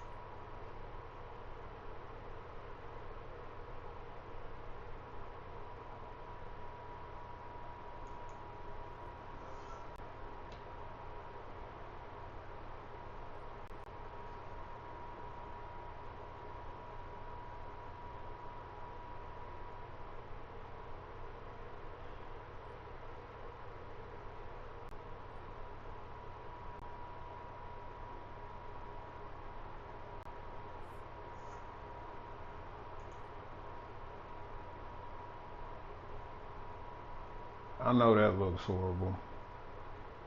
That's the kind of fucking day I've had, though.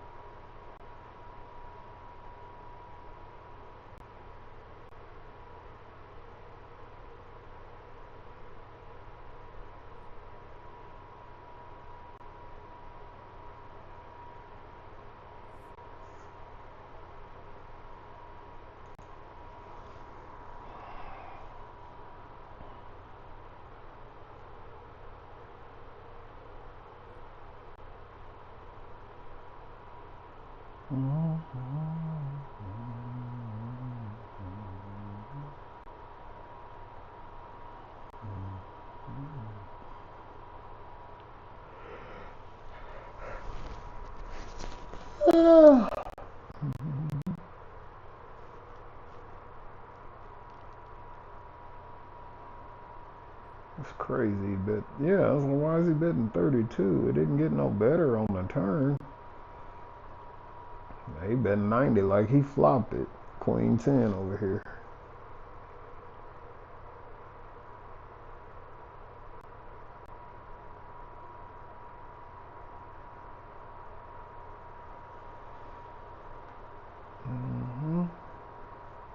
Got caught.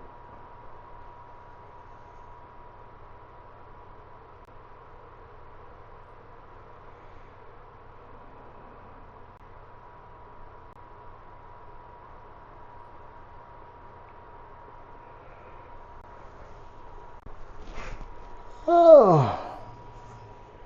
Yeah, why not? See as many boards as we can. Not seeing flops ain't helping. Playing tight, not seeing flops. What has that done? Nothing.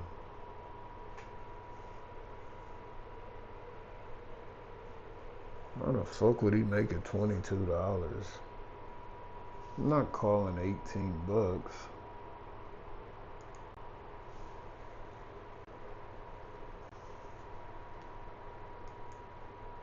Good shit.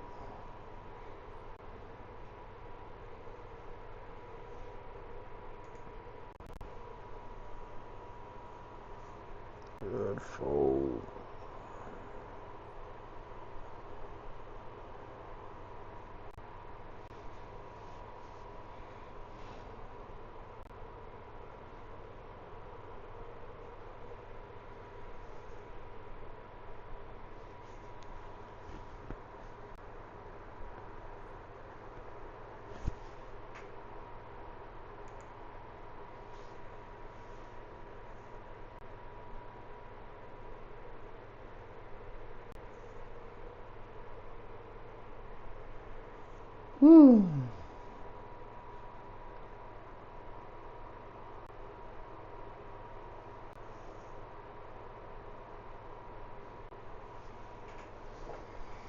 Man, it's really hard to just power through here.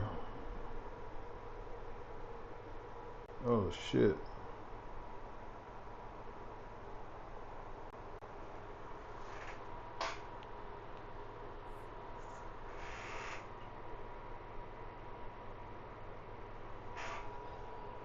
Hey, what's going on, man? I ain't see you cut. Nah, I'm sitting. Yeah, but it ain't going the right way. Yeah, what's up? Oh, is it good? It didn't have no leaks? Held pressure?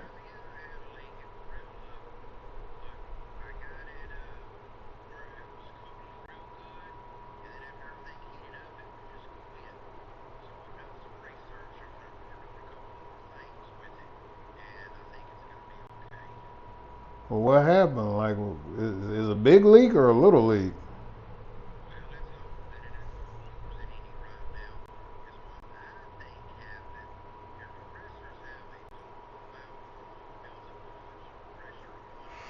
Yeah.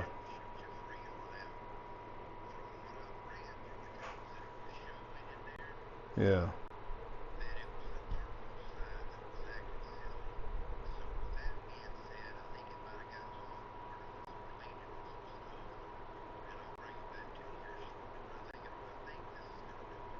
And it's holding the pressure now. It's not leaking.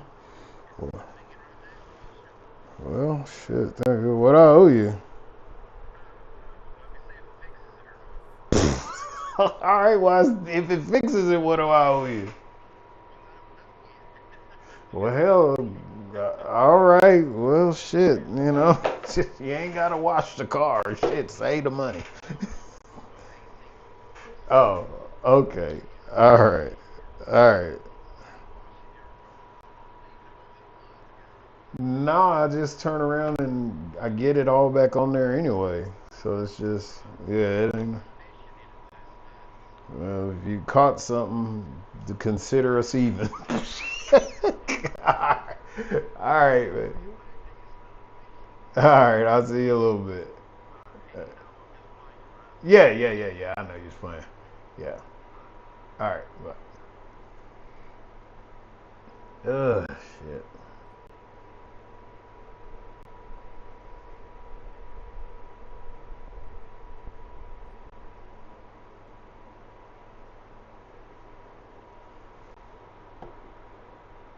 Oh, shit.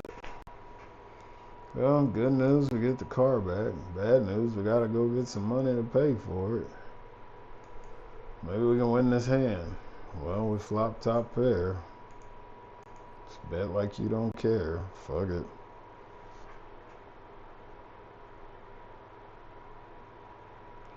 Promise you, if you fuck with me, I will end you.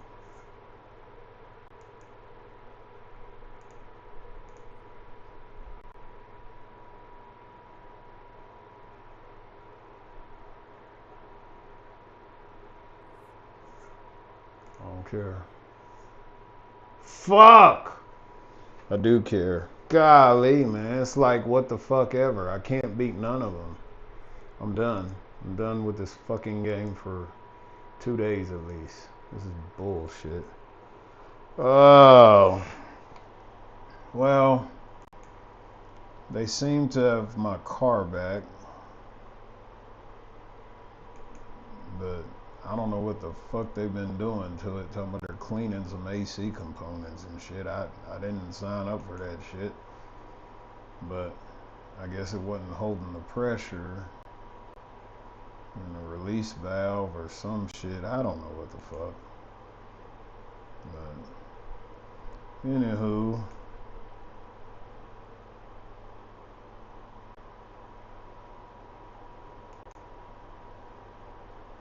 uh,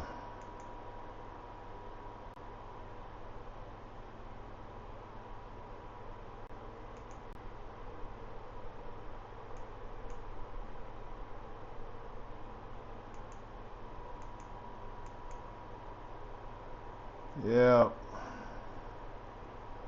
this did not go according to plan.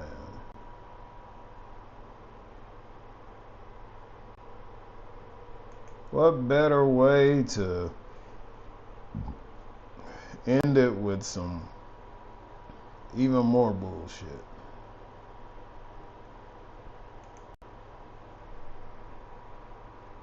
Why not? What else are we gonna be doing? Can't win playing poker. See if you can win playing blackjack. Fuck it. Golly, man. I was like my sister's kids, bro. The fuck? Cleaning some components. What the fuck, man? You really can't take that car apart, you know? Like, what the fuck? You talking about what components did you clean? Like, you know, that it's hell just to get that bumper off and put it back together again? Shit, you talking about a fucking nightmare. I don't even know. I watch videos on guys just taking the front bumper off. I'm like, what the fuck ever, man. If you're talking about cleaning some components to gas me up on the price, I got some bad news for you, Bubba. Shit.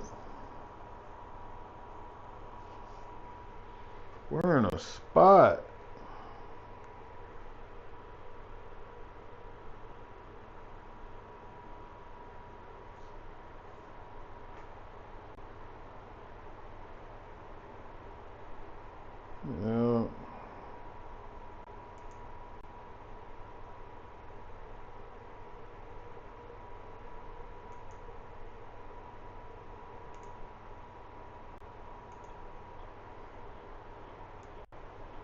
So if y'all like to watch me further get my butt handed to me, or maybe make a comeback, here we go. 18, stand. All right. Rebet. Hit. 20, stand. They take it right back. I'm not a huge fan of this. My buddy plays the other version where you have two hands and you can switch them around. But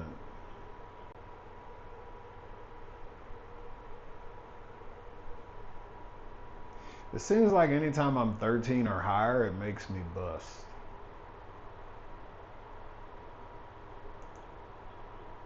Has a first.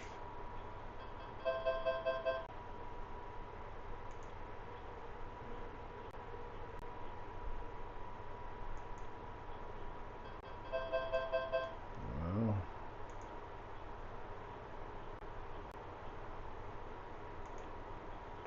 13 or higher. There it is. All right, we're gonna split. I don't care what anyone says. I'm splitting against a 6. Stand on that one. Stand on both. And sometimes that's what you gotta do. Some random weird shit, you know. Change the outcome of the next hands, though.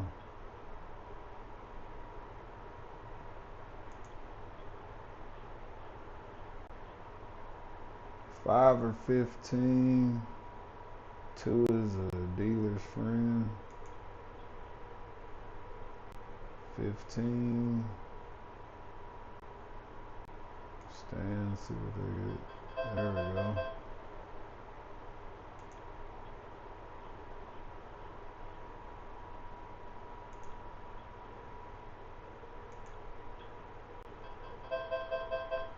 Well,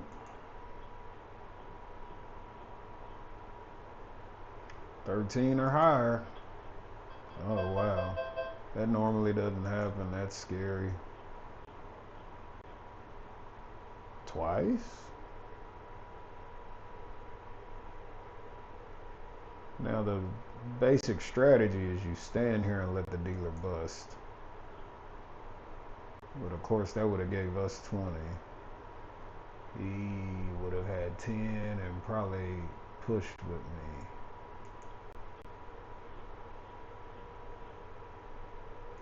Yeah.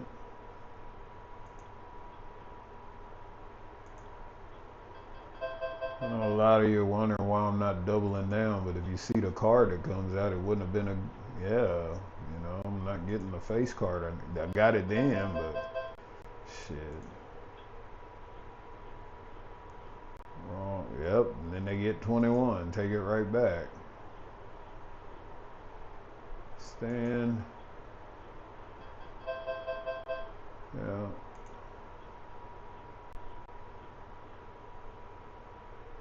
We'll double this one. Alright.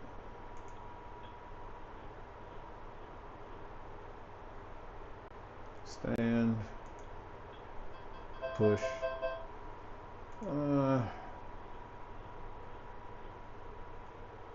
Dealer's supposed to hit and bust. We took his bust card.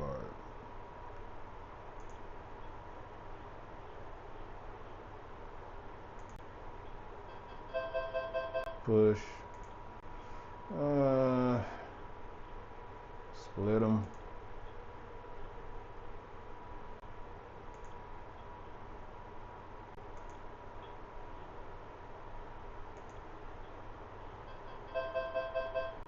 So I'm trying to make him hit past me. You know, because having one hand that beats him, he's got to hit past that hand. You know, but that didn't work.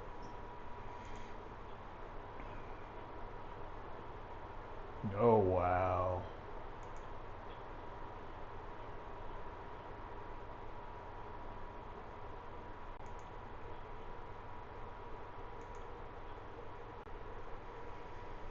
Ugh.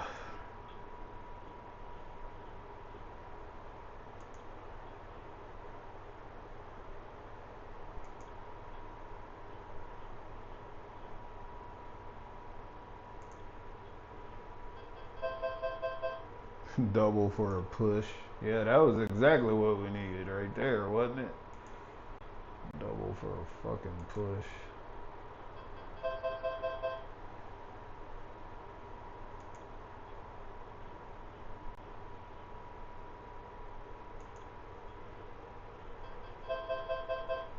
That double only got me to 11. That's bullshit.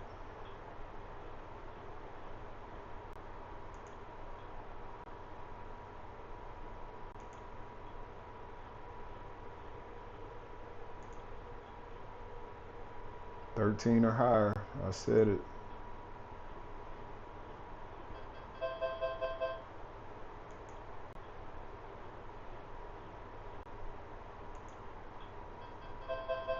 That's a push. They make it sound like it's a fucking win.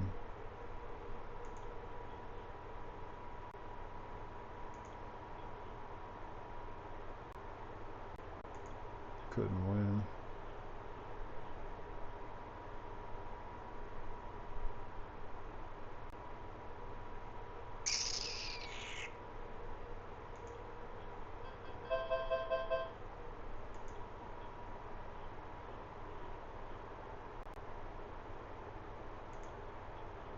Doubling on a busting hand. They called the floor on you for that shit. Doubling on a winning hand. They call the floor on you for that shit too.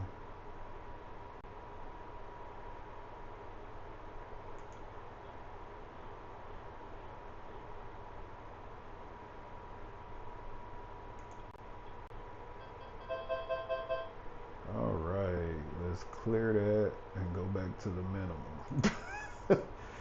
We increased our bet on that hand to try to maximize, and now we're back to getting our asses handed to us as usual. See, I like doubling on these. If it comes low and then they still have to hit, you know. They say don't do it, but I do.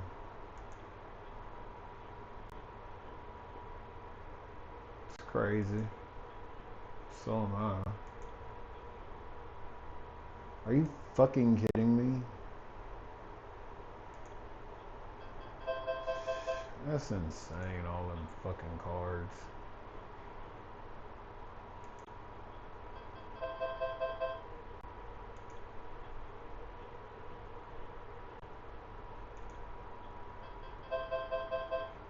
Who the fuck is we? We cleaned some components. We did. Who is we and what the fuck are we doing working on my car, man? Like, I'm highly concerned. You know, this is not a experiment here. You know, I stayed by accident on that because I'm talking about the fucking car. That's horrible.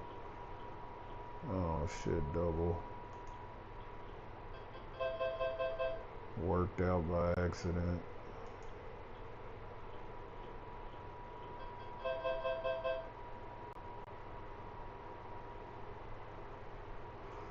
Well, we brought 48 over to the casino side, turned it into 103. That works for me. Put it back on the poker side.